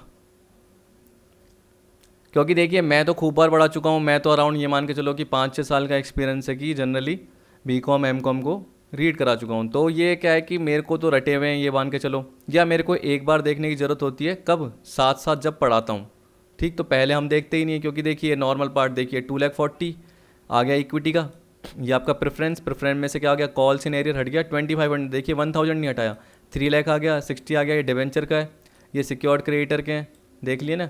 ये 5000 दे रखे हैं किसी के, मैंने आपको बताए थे ऊपर। ये 120 का पार्ट है, और ये 75,000 का पार्ट है। आगे समझ में, इस तरीके से आपको दे रखे हैं। अब ये सारे आपके एसेट से रिलेटेड हैं। अब देखिए अगर मैं आपको एसेट में भी बताऊँ, समझ गए, तो अभी आपका लाइबिलिटी का पार्ट कवर हुआ, अब आपको एसेट का देखना है। तो एसेट को आपको क्या करना है, बुक वैल्यू पे देखिए, कहाँ था, यहाँ तक हो गया, यहाँ तक हो गया, ये आपने नहीं लिया। तो देखिए ये आपका नहीं आ रहा था, 5000 आपको मैंने प्रेफरेंशियल क्रेडिटर का बोला था, ये मेरे को ध्यान नहीं आ रहा था कि मैंने कौन सा बताया, पर यहाँ तक अपने ले लिया था 75,000 तक, ये अपने नहीं लिया क्योंकि ये एस्टिमेटेड है और ये नहीं लेते। बी आर देखिए आप 15,000 लोगे, ठीक, बी आर आप कितना लोगे, 15,000 लोगे। गुड और बैड 125 + 21 दिखाओगे, क्योंकि आपको पता है कि अभी तक आपने उसको राइट ऑफ नहीं करा, इसमें गुड और बैड दिखा रहा है। बैड कब करोगे, हटाओगे बाद में, जो कि आपने किस में हटाया, list A B C D. तो लिस्ट ए में जनरली आपने हटाया बी आर और बुक डेट्स को, तो लिस्ट ए में हटाया। एसेट नॉट स्पेसिफिकली प्लेस्ड, ये देखिए 120। तो देखना क्या क्या लेंगे हम, यहाँ पे हम लेंगे 15, यहाँ पे हम लेंगे 125 + 21, ये लेंगे, याद रखना, ठीक है। ये 120 लेंगे, क्योंकि डेटर्स पूरे लेने हैं, याद रखना। स्टॉक आपको क्या लेना है, बुक वैल्यू पे लेना है। मशीनरी कितने की थी, 150 की book value. Land and building कितनी थी, 130, ये नहीं लेना। ब्रैकेट वाली क्या है, एस्टिमेटेड है। कैश इन हैंड कितना लोगे, 6000 लोगे। तो आप एक बार आप नीचे देख लेना, ये सारे के सारे पार्ट मैंने बताए। तभी मैंने बताया कि मेरे को ये पर्टिकुलर बात टिपिकल नहीं लगता। आप चाहो तो मैं एक इलस्ट्रेशन आपको सॉल्व भी दे सकता हूँ, जिसमें बैलेंस शीट भी बनी हुई होगी इससे रिलेटेड। तो देखिए 15, 125 और 21 ले लिया ना। ये किसका है, गुड और बैड का। ये 120 दे रखा है, ये 150, ये 130 और ये 6000। जैसे ही कैपिटल एंड लाइबिलिटीज़ मतलब इक्विटी एंड लाइबिलिटीज़ में से एसेट लेस करोगे, तो आपका इक्विटी एंड लाइबिलिटी का टोटल ज़्यादा आ रहा है और एसेट साइड पे बैलेंसिंग फिगर आ जाएगा। देखो एसेट साइड में बैलेंसिंग फिगर का मतलब ऐसे भी मान के चलो कि अगर आपका पीएनएल का पार्ट बनता या आपका रिजर्व एंड सरप्लस बनता, तो वो आपका नेगेटिव दिखाता, क्योंकि कैपिटल एंड लाइबिलिटी का पार्ट ज़्यादा है और एसेट का कम है। तो इसका मतलब क्या हो गया, आपका जो डिफरेंस है वो डेबिट साइड पे दिखाता, एसेट साइड पे दिखाता। और आपको पता है कि अगर आप बैलेंस शीट बनाते हो तो आप एसेट साइड पे पीएनएल नहीं दिखाते, तो आप रिजर्व एंड सरप्लस क्या दिखाओगे, नेगेटिव में दिखाओगे। तो ये 480, 500 एक तरीके से आपके लॉस को डिनोट कर रहा है। तो आप देख सकते हैं ये यहाँ पे शो हो रहा है। तो आपको पता है कि डेबिट है, ये भी डेबिट है, टोटल मिला के 581। 581 में से अगर ये 30,000 गए तो 551 आएगा, जो कि एक तरीके से वेरीफाई हो जाएगा जो कि आपने ये लिस्ट बनाई है। तो आप देखिए मैंने आपको पूरा पार्ट बता दिया, आपका पूरा पार्ट सॉल्व हो गया। ठीक, तो इस तरीके से मैंने आराम से कवर करा दिया। अब मैं कौन सा कवर करा रहा हूँ आपको, लिक्विडेटर फाइनेंशियल स्टेटमेंट, फाइनेंशियल बोलता हूँ बार बार sorry, liquidator final statement of account का पार्ट। जनरली जब भी आप liquidator final statement of account का पार्ट पढ़ते हो, अगर आपने लिस्ट ABCD मुझसे ढंग से देख ली तो लिक्विडेटर का पार्ट आपको सिंपल लगेगा, क्योंकि जब भी हम क्या करते हैं लायबिलिटीज़ को पे करना स्टार्ट करते हैं, ऐसे बोलते हैं, तो उससे पहले हमें कुछ एक्सपेंस दिखाने पड़ते हैं, यानी पहले लीगल चार्ज दिखाने पड़ते हैं, फिर लिक्विडेटर का रेमुनरेशन दिखाना पड़ता है, फिर लिक्विडेशन का एक्सपेंस जिसको आप कॉस्ट ऑफ लिक्विडेशन भी बोलते हैं, आपने सुना होगा। तो जैसे ही वो लेस करते हैं उसके बाद क्या आता है, प्रेफरेंशियल क्रेडिटर आता है, फिर डिबेंचर होल्डर आता है। देखिए प्रैक्टिकली अगर आप चाहो डिबेंचर होल्डर पहले लिखो, फिर आप क्या करो प्रेफरेंशियल लिखो, फिर अनसिक्योर्ड लिखो। ये प्रैक्टिकली नहीं होता, ये नॉर्मली बोलता है कि बुक्स में, लेकिन प्रैक्टिकली क्या होता है आपको पता है कि अगर हमने स्टेटमेंट ऑफ फेयर देखा तो प्रेफरेंशियल क्रेडिटर लिस्ट C में, डिबेंचर होल्डर D में और अनसिक्योर्ड E में। प्रेफरेंशियल अनसिक्योर्ड कहलाते हैं लेकिन डिबेंचर होल्डर से पहले राइट होता है। तो प्रैक्टिकली लोग क्या करते हैं, उन्हें पता है कि यार इतना सफिशिएंट अमाउंट तो होगा, लास्ट में अगर कम पड़ेगा ना तो वो शायद प्रेफरेंशियल होल्डर या इक्विटी शेयर होल्डर के लिए पड़ेगा या अनसिक्योर्ड के लिए पड़ेगा, लेकिन जो डिबेंचर होल्डर और प्रेफरेंशियल उनको तो पहले ही मिलेगा, इसलिए प्रेफरेंशियल को पहले दे दो फिर डिबेंचर होल्डर को दे दो। तो प्रैक्टिकली लोग पहले प्रेफरेंशियल लिखते हैं, फिर डिबेंचर होल्डर लिखते हैं, फिर अनसिक्योर्ड लिखते हैं, फिर प्रेफरेंशियल लिखते हैं, फिर इक्विटी शेयर। प्रेफरेंशियल होल्डर पे डिविडेंड है तो डिविडेंड भी लेस करते हैं। क्वेश्चन में अगर आपको बोल रखा है प्रोविजन में, जैसे मान के चलो आर्टिकल्स में बोल रखा है कि प्रेफरेंस शेयर को डिविडेंड जो भी बकाया है एरियर वो आपको देना पड़ेगा, ये बोल दिया बस, लेकिन ये नहीं बता रखा कब देंगे। तो याद रखना इक्विटी शेयर कैपिटल के बाद डिविडेंड मिलता है, इक्विटी शेयर कैपिटल का अमाउंट देने के बाद। मैं ये नहीं बोल रहा, आप ये मत सोचना कि सर प्रेफरेंस शेयर होल्डर को तो डिविडेंड पहले मिलता है, मैंने क्या बोला प्रेफरेंस शेयर कैपिटल पहले मिलती है, फिर उसके बाद इक्विटी शेयर कैपिटल, फिर प्रेफरेंस शेयर डिविडेंड मिलेगा। क्योंकि क्वेश्चन में कुछ लाइन नहीं दे रखी, बस ये बोल रखा है कि आर्टिकल्स में प्रेफरेंस शेयर डिविडेंड अलाउ कर रखा है, आर्टिकल में प्रेफरेंस शेयर डिविडेंड अलाउ कर रखा है, लेकिन साथ में अगर ये लाइन भी बोल दे कि इक्विटी शेयर कैपिटल से पहले डिविडेंड मिलेगा, तो प्रेफरेंस शेयर कैपिटल तो मिलती है हमें पता है, लेकिन उसके साथ प्रेफरेंस शेयर डिविडेंड भी मिल जाएगा प्रेफरेंस शेयर होल्डर को। लेकिन याद रखना सिर्फ आर्टिकल्स में ऐसे बोल रखा है कि डिविडेंड दिया जाएगा प्रेफरेंस शेयर होल्डर को, तो याद रखना प्रेफरेंस शेयर कैपिटल मिलेगी, फिर इक्विटी शेयर कैपिटल मिलेगी, फिर प्रेफरेंस शेयर डिविडेंड का पार्ट मिलेगा इक्विटी शेयर कैपिटल के बाद अगर बचता है तो। ठीक, और पहले ही बोल दिया क्वेश्चन में स्पेसिफिकली, तो पहले तो मिलेगा ही मिलेगा। मेरे क्वेश्चन में यही बोल रखा है, पहले ही बोल रखा है कि इक्विटी शेयर कैपिटल से पहले उन्हें डिविडेंड मिलेगा। प्रेफरेंस शेयर कैपिटल पहले ही मिलती है, लेकिन डिविडेंड का पार्ट जब क्वेश्चन में बोल रखा होता है उस हिसाब से दिया हुआ जाता है। तो यहाँ पे देखिए liquidators final statement of account बोल रखा है, ये कह रहा है in case of voluntary winding up the statement prepared by the liquidator showing receipt and payment of cash is called liquidators statement of account. अब देखिए वॉलंटरी के केस में एक आ जाता है, और इन case of compulsory winding up, आपको पता है कंपलसरी के लिए कौन सा लगता है, सेक्शन आपका 2013 आता है।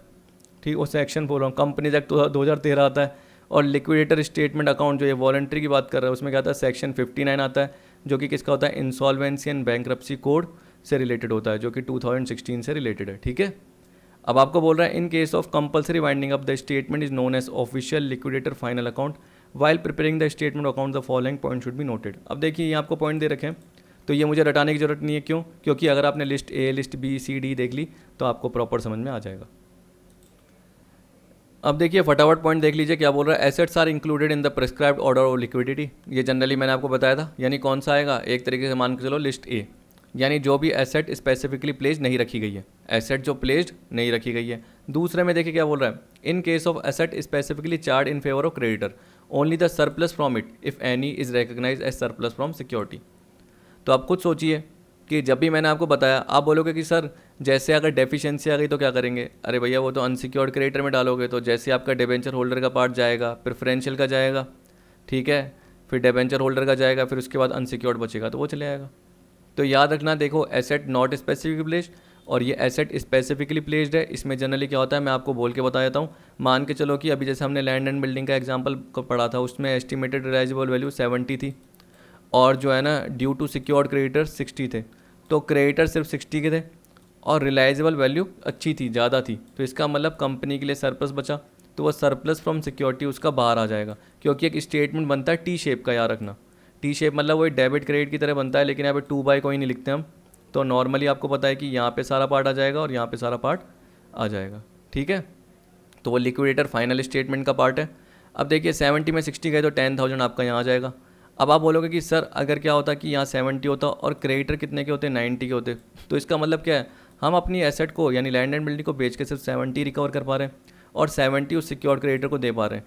तो बाकी जो क्रेडिटर है यानी बाकी जो अमाउंट है उसका 20,000 का, वो क्या बोलेगा कि मुझे कब दो।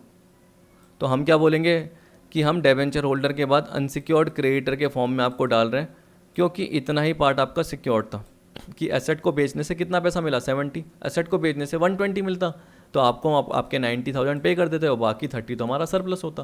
तो इसलिए सरप्लस बाहर दिखाएंगे। और अगर गैप आ रहा है और माइनस में आ रहा है तो माइनस का मतलब क्या हुआ, जो ये 20,000 का पार्ट है जैसे माइनस में आ रहा है तो ये आपका डेफिशिएंसी रैंकिंग एज अनसिक्योर्ड बोलते हैं इसको। तो लिस्ट से मैच करिए, आपको समझ में आ जाएगा। अब ये एक्चुअल स्टेटमेंट है, मान के चलिए एक्चुअल का मतलब क्या हो गया कि लिक्विडेटर क्या कर रहा है, सच्ची में चीज़ें बेच रहा है। ठीक है, ओरिजिनली एसेट बेच रहा है और लाइबिलिटीज़ का पे कर रहा है, तो ये यही बता रहा है। Net result of trading entered on receipt side, profit being added and loss being deducted. ये बोल रहा है कि कोई ट्रेडिंग का प्रॉफिट या लॉस होगा बिजनेस का, तो वो क्या करेंगे, हम प्रॉफिट होगा तो ऐड करेंगे और लॉस होगा तो क्या करेंगे, लेस कर देंगे टोटल अमाउंट में से। फिर फोर्थ बोल रहा है payment made to redeem security and cost of execution that is cost of collecting debt are deducted from the total receipt. तो ये बोल रहा है कि सिक्योरिटीज़ को रिडीम करने के लिए जनरली जो हमने पेमेंट किया या एग्जीक्यूशन की जो भी कॉस्ट है, जैसे डेट कलेक्ट करने की कॉस्ट हो गई, तो टोटल रिसिप्ट में डिडक्ट कर लेंगे। ये जनरली आती नहीं है, तो आपको बस क्या करना है, ये 3 पार्ट याद रखने हैं। और 3 भी नहीं, ये भी मत याद रखिए, 2 पार्ट आ जाएंगे। अब देखिए payment are made as shown in the following order. अब इसमें देखना सबसे पहले क्या है, लीगल चार्जेस देने पड़ते हैं हमको। ठीक है, तो वो लॉयर से रिलेटेड चार्जेस आपको देने पड़ेंगे। फिर आपको लिक्विडेटर का रेम्यूनरेशन देना पड़ेगा। लिक्विडेटर ने इतना काम किया, सारी एसेट बेची, लाइबिलिटी का पे किया, तो लिक्विडेटर को रेम्यूनरेशन याद रख लेना 2 तरीके से मिल सकता है। एक तो जो एसेट रियलाइज़ करी उसका बोल देगा, एक आपको बोल देगा कि लास्ट में जो अनसिक्योर्ड क्रेडिटर को जो अमाउंट जाएगा, जो भी सरप्लस बचेगा वो अनसिक्योर्ड क्रेडिटर तक ही बचेगा, आगे जाएगा ही नहीं। देखना आगे preference share holder, equity share holder के लिए बचेगा ही नहीं। तो इसका मतलब बोल रहा है अनसिक्योर्ड क्रेडिटर के लिए जो भी पार्ट बचेगा उसका एक पर्टिकुलर परसेंटेज। अब आपको ये पता नहीं रहता, तो जैसे आपने वो पढ़ा है ना 10/110, ठीक है, इनटू जो भी अमाउंट बचता है, तो वैसे ही आपको क्या करना पड़ेगा। मान लो कि 2% कमीशन बोल रखा है कि अनसिक्योर्ड क्रेडिटर को बचने वाले अमाउंट पे। अब आपको ये पता ही नहीं है, इससे पहले वाला अमाउंट आपको पता है टोटल, और आपको इस साइड का अमाउंट पता है। इस साइड के अमाउंट में से ये लेस कर दिया, बाकी जो अमाउंट बचा उसको आप क्या करोगे, जैसे मान के चलो कि 22,000 बचा, तो इंटू 2/102 यानी 2/100 + 2 कर दोगे। जैसे 5% है तो 5/105 कर दोगे। इस तरीके से निकल के आ जाता है कभी कभी लिक्विडेटर का रेम्यूनरेशन। और कभी कभी दोनों भी बोल देगा कि पर्टिकुलर 3 एसेट है वो रियलाइज़ की थी, या 2 एसेट रियलाइज़ की थी, या पूरी एसेट जो भी रियलाइज़ करी कैश में उसका परसेंटेज और साथ में इसका भी परसेंटेज अनसिक्योर्ड का भी, ऐसे भी बोल देगा। फिर लिक्विडेटर रेम्यूनरेशन हो गया, लिक्विडेशन एक्सपेंसेस हो गया। फिर देखिए डेबेंचर होल्डर आ गया, लेकिन याद रखना देखिए अभी पढ़ना ढंग से। अब डेबेंचर होल्डर पे कभी कभी आउटस्टैंडिंग इंटरेस्ट भी रहता है, including interest up to date of winding up if the company is insolvent and to the date of payment if it is solvent. तो देखिए क्या बोल रहा है कि अगर कंपनी इंसॉल्वेंट हो गई है, अगर कंपनी दिवालिया हो गई है, तो बोल रहा है कि वाइंडिंग अप की डेट तक का, और to date of payment if it is solvent. अगर ये सॉल्वेंट है और अभी भी क्या है, कंपनी की वाइंडिंग अप का प्रोसेस चल रहा है ना, तो अगर कंपनी सॉल्वेंट है तो कंपनी ने जब तक पे कर दिया डेट ऑफ पेमेंट तब तक का आएगा, और अगर कंपनी इंसॉल्वेंट हो गई तो वाइंडिंग अप की जो भी डेट है वहाँ तक का इंटरेस्ट आएगा, तो कम हो जाएगा और पेमेंट में क्या हो जाएगा, ज़्यादा हो जाएगा, ये मान के चलिए। तो debenture holder plus outstanding interest on debenture वो भी लेना है। अब देखिए क्रेडिटर में आपके प्रेफरेंशियल होते हैं और अनसिक्योर्ड आते हैं। अनसिक्योर्ड ये भी कहलाते हैं, लेकिन इनको पहले राइट होता है। तो देखिए क्या बोल रहा है, एक्चुअल प्रैक्टिस में preferential creditor are paid before debenture holder having a floating charge. तो डेबेंचर होल्डर जिनका फ्लोटिंग चार्ज था, यानी सारी एसेट्स एक तरीके से गिरवी रखी हुई है डेबेंचर होल्डर के अगेंस्ट, तो आपको पता है कि प्रेफरेंशियल क्रेडिटर पहले पे किए जाते हैं। तो आपको ये पहले लेना है, फिर डेबेंचर होल्डर लेना है, फिर आपको अनसिक्योर्ड क्रेडिटर लेना है। यानी एक तरीके से स्टेटमेंट ऑफ अफेयर की तरह कर लेना है, वो सही रहेगा प्रैक्टिकली क्या, मैंने बहुत सारे क्वेश्चन कराए, तो किसी में क्या होता है, कभी ऐसे दिया होता है कि बाद में क्रेडिटर। अब देखिए क्यों दिया होता है, क्योंकि सरप्लस बहुत सारा पड़ा रहता है, अमाउंट क्या है आगे पड़ा हुआ रहता है, किसके लिए आगे, मतलब क्रेडिटर आराम से पे हो जाते हैं दोनों। तो आप चाहे पहले डेबेंचर होल्डर को कर लो फिर बाद में कर लो, सही रहेगा, उससे कोई फ़र्क नहीं पड़ेगा। लेकिन प्रैक्टिकली लोग क्या करते हैं, उन्हें पता है कि नाम ही क्या है प्रेफरेंशियल, तो पहले इन्हें देंगे। क्योंकि हमारे एम्प्लॉई हैं जिनको हमने पिछले 12 महीने के दौरान 4 महीने की सैलरी का पार्ट देना है जो ड्यू है, चाहे 6 महीने की ड्यू है तब भी हमें 4 महीने की दिखानी, क्योंकि हमें स्पेसिफिकली प्रोविजन में बोल रखा है। उन्हें क्या करना है, हमें गवर्नमेंट को टैक्सेस देना है, इनकम टैक्स का पार्ट, सेस देना है, ठीक है, रेवेन्यू टैक्स देना है, कुछ भी टैक्स देना है वो पर्टिकुलर में देना है। हमें क्या करना है, जो कंट्रीब्यूशन किया था ईएसआई में, हमने क्या करा था, जो एक्रूड हॉलीडे रेम्यूनरेशन था जो एम्प्लॉय को नहीं दिया वो देना है, हमें कंपनसेशन देना है। तो वो सारा पार्ट हमें क्या करना है, उसको पिछले 12 महीने के अंदर, एक्रूड तो क्या है, जो उसने 15 साल सर्विस की तो उसका जो जमा था रेम्यूनरेशन। आपको पता है हॉलीडे रेम्यूनरेशन क्या मैंने बताया था कि अगर आप क्या करते हो, लीव लेते हो, तो उस लीव पे भी आपका क्या होता है, सैलरी नहीं कटती, क्योंकि आपको पता है कि हर महीने आपका जमा होता जाता है। तो अगर आपने 15 दिन का आपका लीव जमा था और 15 दिन आपने छुट्टी कर दी तो तब भी आपको सैलरी मिल जाएगी, क्योंकि वो आपकी लीव जमा है। तो जनरली ये किस में होता है, गवर्नमेंट, सेमी गवर्नमेंट, इसमें आपको देखने को मिलता है। आजकल तो प्राइवेट कंपनीज़ में भी आपको देखने को मिल जाता है। अब देखिए यहाँ पे आपको प्रेफरेंस शेयर होल्डर का पार्ट दे रखा है। प्रेफरेंस शेयर होल्डर में देखिए क्या बोल रखा है, arrear of dividend on cumulative preference share should be paid up to date of commencement of winding up. आ गया। अब देखिए ये बोल रहा है कि क्यूमुलेटिव प्रेफरेंस शेयर पे जो एरियर है वो दिया जाएगा, यानी डिविडेंड है जो बकाया है एरियर, तो वो जितना भी जुड़ा हुआ है वो सारा का सारा पे किया जाएगा। लेकिन मैंने आपको क्या बताया, अगर प्रोविजन में स्पेसिफिकली बोल रखा है कि डिविडेंड दिया जाएगा तो दो, लेकिन कब दोगे, इक्विटी शेयर होल्डर को उनकी कैपिटल देने के बाद, और प्रेफरेंस शेयर होल्डर को कैपिटल देने के बाद, इक्विटी शेयर होल्डर के बाद आएगा, याद रखना। लेकिन अगर क्वेश्चन में स्पेसिफिकली बोल दिया कि प्रेफरेंस शेयर होल्डर के साथ एरियर देना है डिविडेंड, तो इक्विटी शेयर होल्डर से पहले दे दोगे, ठीक है। इक्विटी शेयर होल्डर का कोई इसमें डिविडेंड नहीं बोल रखा है, यहाँ पे कैपिटल बोल रखी है नॉर्मली। अब ये बोल रहा है कि अगर पार्टली पेड अप शेयर है, it should be seen whether any amount is to be called up on such share, कि कुछ कॉल्ड अप करना है या नहीं करना। अब देखिए ये तो मैं क्वेश्चन के थ्रू बताऊंगा, आपको समझ में आ जाएगा, बस ये लास्ट पार्ट है, ये पढ़ लीजिए फिर क्वेश्चन चालू हो जाएगा। Firstly the equity share holder should be called up to pay the necessary amount not exceeding the amount of uncalled capital. If creditors claim of preference share holder can not be satisfied with the amount, तो ये बोल रहा है सबसे पहले क्या करेंगे, equity share holder should be called up to pay the necessary amount not exceeding the amount of uncalled capital. मान के चलो कि 100 रुपीज़ की फेस वैल्यू, आपको पता है कि उस पर 80 रुपीज़ पेड अप है, तो बाकी 20 रुपीज़ के हिसाब से मांग लिया जाएगा। एक शेयर होल्डर जिसके पास 1000 शेयर है तो उससे 1000 इंटू 20,000 मांग लिए जाएंगे, ठीक है। ये बोल रहा है if creditors claim of preference share holder can not be satisfied with the amount, तो अगर प्रेफरेंस शेयर होल्डर का अमाउंट सेटिस्फाई नहीं कर पाए तो इक्विटी शेयर होल्डर से मांग लिया जाएगा, ठीक है। या ये भी बोल सकते हैं, देखिए दिमाग लगाइए, if creditors claim of preference share holder can not be satisfied with the amount, तो हम बोल सकते हैं कि अगर प्रेफरेंस शेयर होल्डर का भी अमाउंट सेटिस्फाइड नहीं कर पा रहे तो फिर इक्विटी शेयर होल्डर वालों से भी मांगे जाएंगे। Preference share holder will be called upon to contribute not exceeding the amount as yet uncalled on the share for paying off creditor. यहाँ पे क्या बोल रहा है, प्रेफरेंस शेयर होल्डर से भी मांगा जाएगा अपॉन टू कॉन्ट्रीब्यूट, कि भैया कम पैसे पड़ रहे हैं आप भी दे दो, not exceeding the amount as yet uncalled on the share, same यही कि आपको पता है कि अगर 80 अनकॉल्ड है तो बाकी 20 रुपीज़ के मांग लिया जाएगा फॉर पेइंग ऑफ क्रेडिटर। मतलब अभी भी आपको अनसिक्योर्ड क्रेडिटर का पेमेंट करना है, जो कि प्रेफरेंस शेयर होल्डर से भी और इक्विटी शेयर होल्डर से भी मांग लिया जाएगा। ये बोल रहा है कि the loss suffered by each class of share holder that is amount that can not be repaid should be proportionate to the nominal value of the share. सीधी सी बात है, अगर डेफिशिएंसी आती है ना टोटल, तो आपको पता है डेफिशिएंसी पर शेयर निकालना पड़ता है। अब जैसे आपने डेफिशिएंसी पर शेयर निकाली तो मान के चलो, देखो ये बोल रहा है लॉस पर share have a nominal value of 100, ये निकल के आया, लॉस पर शेयर निकल के आया। अब मान के चलो कि दो ग्रुप हैं ए और बी, तो एक का निकला 80 रुपीज़ पर शेयर, एक का पहले से ही दे रखा था 80 रुपीज़ पर शेयर, और एक का दे रखा था सेट का 60 रुपीज़ पर शेयर। ये जनरली क्या है, उनसे कॉल्ड अप मांगी गई थी और उन्होंने इतना दे दिया था, बाकी उन्होंने 20 या जो भी पार्ट है, या बोल सकते हो कि इतना नहीं दिया था, ये मान के चलो। तो देखिए आपको पता है कि 100 रुपीज़ के हिसाब से लॉस हो रहा है और इन्होंने 80 रुपीज़ दिया है, और यहाँ पे इस सेट वालों ने क्या दिया है, 60 रुपीज़ ही दिया है, ऐसे बोल दिया। तो सूटेबल एडजस्टमेंट कर दिया जाएगा और उसके हिसाब से मांग लिया जाएगा या दे दिया जाएगा। इसमें थोड़ा एग्जांपल गलत बन रहा है, लेकिन मैं क्या करूँगा, आपको क्वेश्चन के थ्रू बताऊँगा तो आपको प्रॉपर समझ में आएगा। तो इसको छोड़िए, अभी आप क्वेश्चन पे आते हैं ताकि आपको क्या दिक्कत नहीं हो कोई। ये आ गया अपना जादू की जप्पी। देखिए ये बोल रहा है यहाँ पे, the balance sheet of Matthew limited as a 31 March 17 being the date of voluntary winding up is as under. Balance sheet दे रखी है 31 मार्च 17 की। अब थोड़ा सा मैं इसको अप कर देता हूँ। देखिए आवाज़ का थोड़ा सा देख लेना, मैंने आपको बताया थोड़ी सी क्या है, तबीयत ऐसी हो रही है तभी ऐसे बोल रहा हूँ।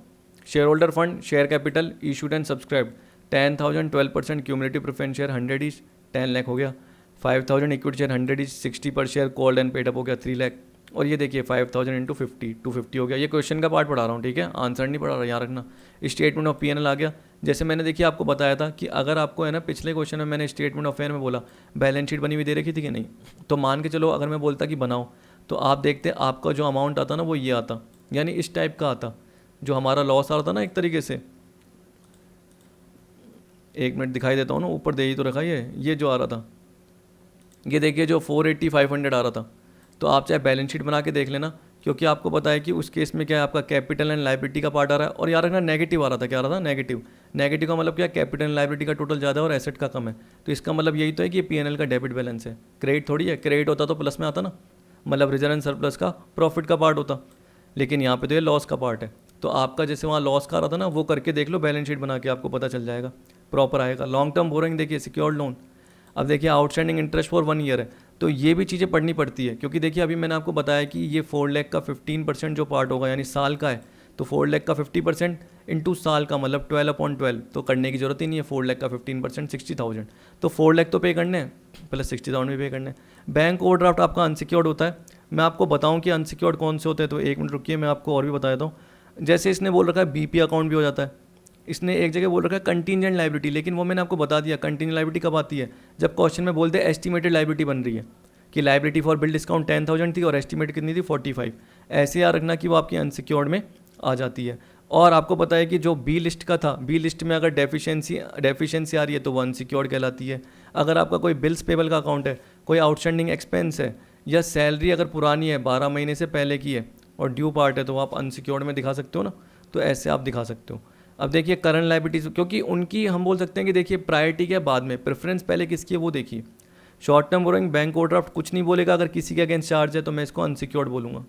ट्रेड क्रेडिटर, ये मत सोचो ना ट्रेड है तो सिक्योर्ड होंगे, अनसिक्योर्ड होते हैं। प्रेफरेंशियल क्या होते हैं, अनसिक्योर्ड होते हैं लेकिन इनको पहले राइट होता है, तो प्रेफरेंशियल फिर डेबेंचर, उस पर इंटरेस्ट, फिर ये दोनों अनसिक्योर्ड। पर याद रखना अगर इनके लिए कुछ बोल दिया कि ये लैंड एंड बिल्डिंग गिरवी रख दी बैंक ओवरड्राफ्ट के लिए, ट्रेड क्रेडिटर के लिए, तो फिर मैं क्या मानने लग जाऊँगा, एक तरीके से सिक्योर्ड मानने लग जाऊँगा, याद रखना, ठीक है। यानी लिस्ट बी में आ जाएगा।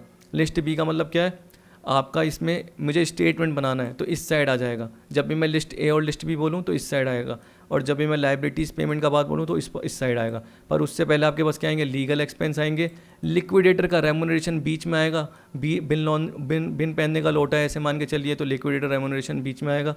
फिर आपका लिक्विडेशन एक्सपेंस आएगा, मतलब कॉस्ट ऑफ लिक्विडेशन आ जाएगी।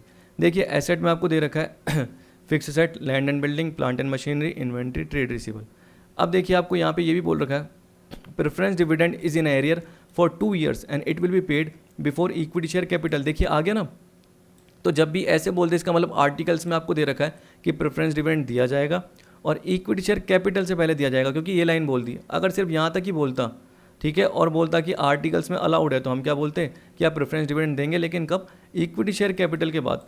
लेकिन यहाँ पे बोल दिया पहले, तो अब पहले प्रेफरेंस शेयर होल्डर को कैपिटल तो मिलती है, पर उसके साथ डिविडेंड भी जोड़ देना एरियर वाला। 2 साल का डिविडेंड कैसे निकलेगा, इतना तो आपको दिमाग है। देखिए आप ऊपर देख लेना, ऊपर अपने ऊपर मत देखना, ये PDF में देखना। तो देखिए आपको दे रखा है कि ये 10 लाख का 12% कितना है, 1,20,000 इंटू 2 करोगे तो 2,40,000 आ जाएगा।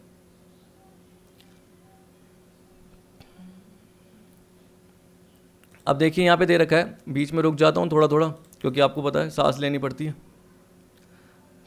सांस होगी तभी तो जिंदा है। तो देखिए यहाँ पे बोल रहा है by 31 March 17 the asset realise were as follows. Land and building कितना है 984, stock in trade 163, plant and machinery 7,12,000 और बुक डेट्स 11,91। देखिए पूरा पढ़े, क्योंकि क्या होता है कभी कभी क्या होती है, कुछ चीज़ें जैसे बोल रहा है रिलाइज है, ठीक है, तो उसमें से बोल देता है कि ये इसके अगेंस्ट गिरवी थी, किसके, बैंक ओवरड्राफ्ट के अगेंस्ट या ट्रेड क्रेडिटर इसके अगेंस्ट, तो हम पढ़ते ही नहीं ढंग से, तो पूरा पढ़े। तो ये बोल रहा है एक्सपेंस और लिक्विडेशन 54 थर्ड नंबर का बाय साइड वाले पार्ट में, तो मैं बाय साइड बोलूँगा, इसको 2 बोल दूंगा, ठीक है, जब भी स्टेटमेंट बोलूँगा।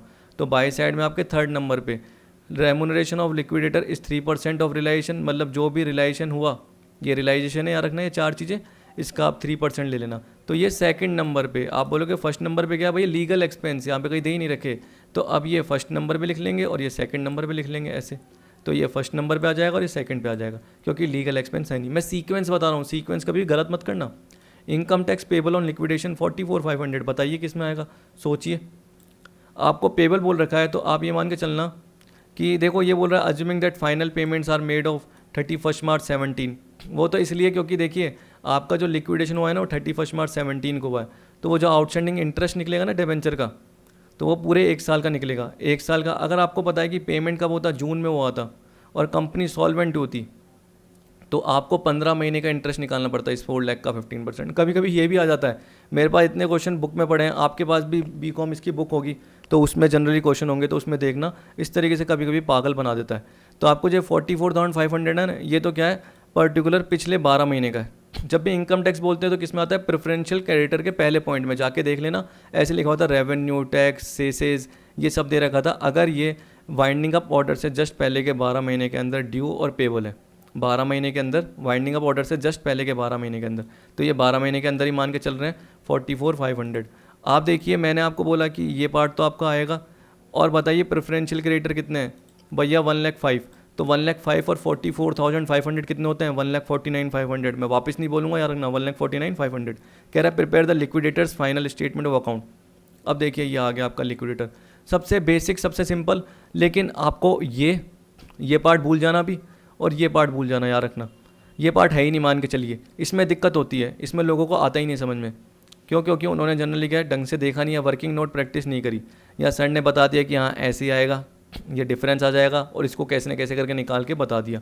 कई सर कैसे न कैसे करके निकाल के बता देते हैं। तो लैंड एंड बिल्डिंग देखिए 984 जितना बोल रखा था नीचे एडिशनल इन्फॉर्मेशन पे, तो ये चारों चीज़ें हैं। इन चारों का टोटल करके देखना, आपका 30,50,000 ही आ रहा होगा। मैंने टोटल नहीं करा, एक बार करके देख लेना आप, या चलो मेरे पास कैलकुलेटर है तो मेरे को बस 10 सेकंड लगेंगे टोटल करने में। हाँ 30,50,000 आ रहा है, क्योंकि देखिए फिर मैं आपको गलत ना बता दूं, तो 30,50,000 का आप देखना रेमुनरेशन 3%। मैंने आपको बताया एडिशनल इन्फॉर्मेशन में कि एसेट रिलाइज का 3%। कभी कभी क्या बोलता है कि आपके पास इतना पैसा होता ही नहीं है, तो देखिए जो अनसिक्योर्ड क्रेडिटर तक का होता है ना, जो बचता है, तो उसका निकल के आता है, तो उसका आपको अमाउंट पता ही नहीं रहता। अभी तो फिर भी पता है क्योंकि बैलेंस शीट में दे रखा है, पर आपको देखो क्यों पता है, क्योंकि आपके पास और भी पैसा बच रहा है, टोटल बहुत ज़्यादा है, उसमें से पेमेंट करते जाओ तो उसके बाद भी देखो इतना सारा बच रहा है, तब जाके तो पे कर पा रहे हैं प्रेफरेंस शेयर होल्डर को भी। तो इसका मतलब यहाँ तो आपको पता है, लेकिन कभी कभी क्या होता है कि सिर्फ यहीं पे आके रुक जाते हैं और बैलेंस से अमाउंट निकल के आता है। तो जो बैलेंस से निकल के आता है तो हमें क्या करना पड़ता है, 3/103 ऐसे करके करना पड़ता है। तो याद रखना कभी कभी एग्जाम में ऐसे भी पूछ सकता है, मेरी लिमिटेशन है, मैं आपको अभी नहीं करा सकता, एक्स्ट्रा पार्ट जब मिलेगा टाइम तब आपको जरूर करवाऊंगा। लिक्विडेटर एक्सपेंस दे रखा है। अब देखिए डिबेंचर आपको 4 लाख का 15% मैंने आपको बता दिया। प्रेफरेंशियल क्रेडिटर मैंने आपको बताया कि 1,05,000 बैलेंस शीट में दे रखे हैं और 44,500 इनकम टैक्स पेबल है। ये स्टार बना हुआ है तो नीचे इसका पॉइंट दे रखा होगा, लिखा हुआ। बैंक ओवरड्राफ्ट और ट्रेड क्रेडिटर देख लीजिए। और अगर आप लिक्विडेटर एक्सपेंस भूल गए हैं तो देखिए आपको दे रखा है ये रहा, एक्सपेंस ऑफ लिक्विडेशन कितना है, 54,000। ये देखिए जो आप अभी भूल गए, ये रहा बैंक ओवरड्राफ्ट और ट्रेड क्रेडिटर। ये देखिए 4 लाख के डिबेंचर दे रखे हैं और ये देखिए 3,03,000 और 7,42,000। और देखिए एक बार प्रेफरेंशियल कैपिटल देख लेना ऊपर। अब देखिए आप इसमें देखना कि प्रेफरेंशियल कैपिटल कितने, 10 लाख, और 10 लाख का 12% क्या था, 1,20,000 डिविडेंड था 1 साल का। 2 साल का कितना है, 240, और इक्विटी शेयर कैपिटल से पहले पे करना था। क्वेश्चन खत्म होने वाला, कोई ज़्यादा टिपिकल नहीं है बस। तो आप देखिए क्या करना कि ये जब आप टोटल करेंगे तो देखिए क्या आया था, 30,50,000 आया था। तो ये जो टोटल है ना, इसको मत देखिए, नहीं तो ये 30,70 दिख रहा होगा।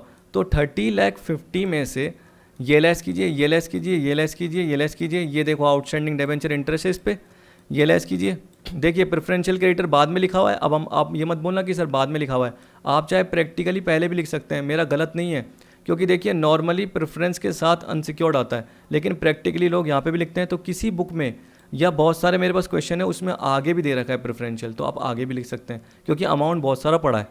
तो जनरली इन दोनों का पेमेंट तो हो ही जाता है, तो प्रेफरेंशियल को आप आगे लिख सकते हो। अनसिक्योर्ड कभी कभी रह जाता है, लेकिन यहाँ पे अमाउंट बहुत सारा पड़ा है, तो ये भी लेस कीजिए, ये भी लेस कीजिए। अब देखिए ये लेस कीजिए और ये लेस कीजिए। तो एक बार मैं आपको बता देता हूँ टोटलिंग क्या है, वीडियो पॉज करके।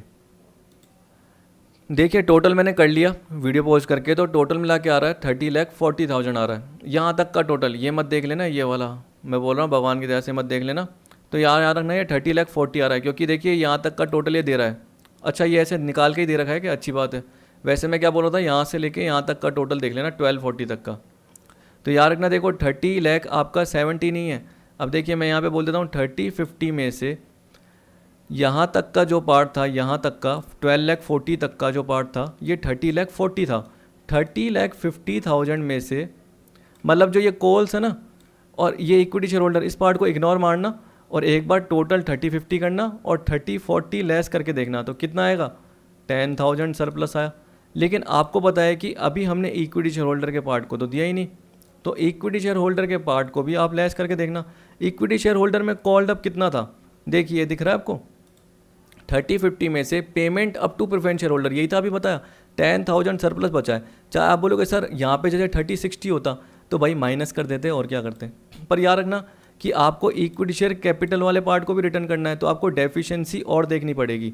तो आप सोचिए कि अगर इक्विटी शेयर, अगर आपका सरप्लस बहुत सारा होता तो इक्विटी शेयर कैपिटल वालों को भी देते, माइनस करते कितना, जितना उन्होंने पेड अप किया है, 5,000 इंटू 60, 5,000 इंटू 50, तो 3 लाख और 250।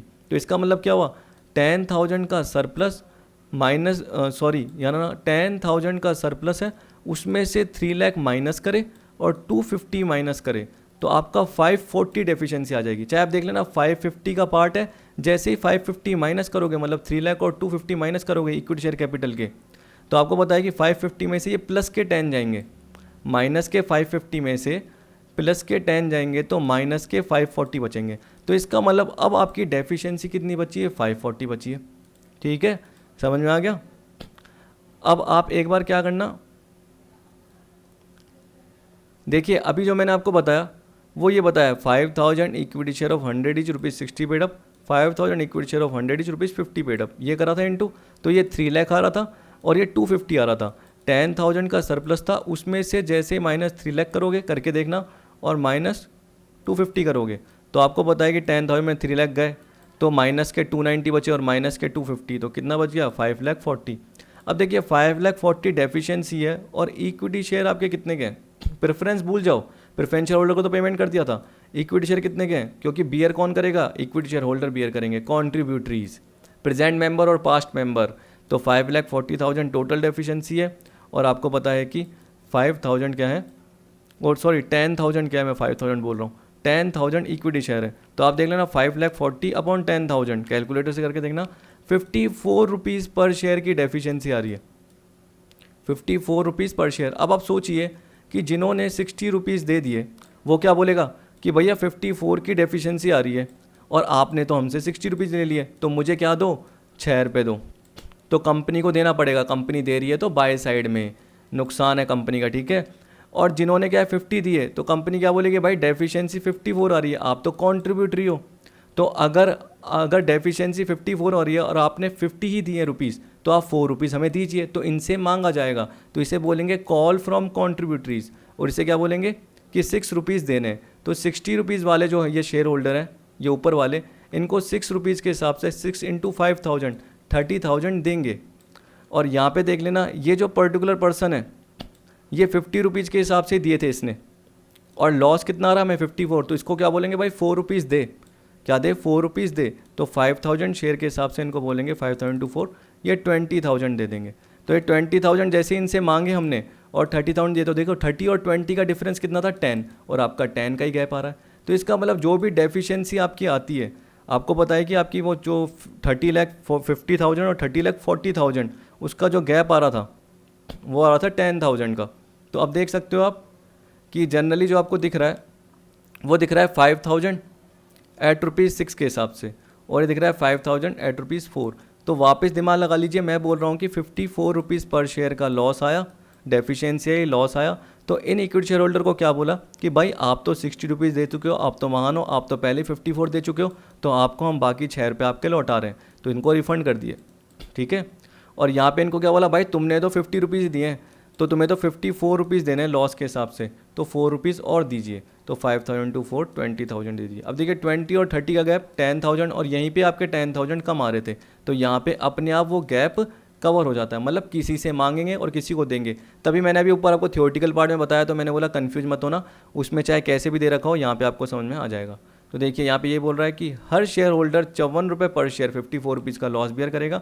तो जिन्होंने 60 पे किए उन्हें 6 रुपये लौटा दिए जाएंगे पर शेयर पे, और जिन्होंने 50 पे किए उनसे 4 रुपीज़ पर शेयर मांग लिया जाएगा। इस तरीके से आता है। और भी क्वेश्चन चाहिए तो बताइएगा। अब आपके सिर्फ 2 पॉइंट बचे हुए हैं।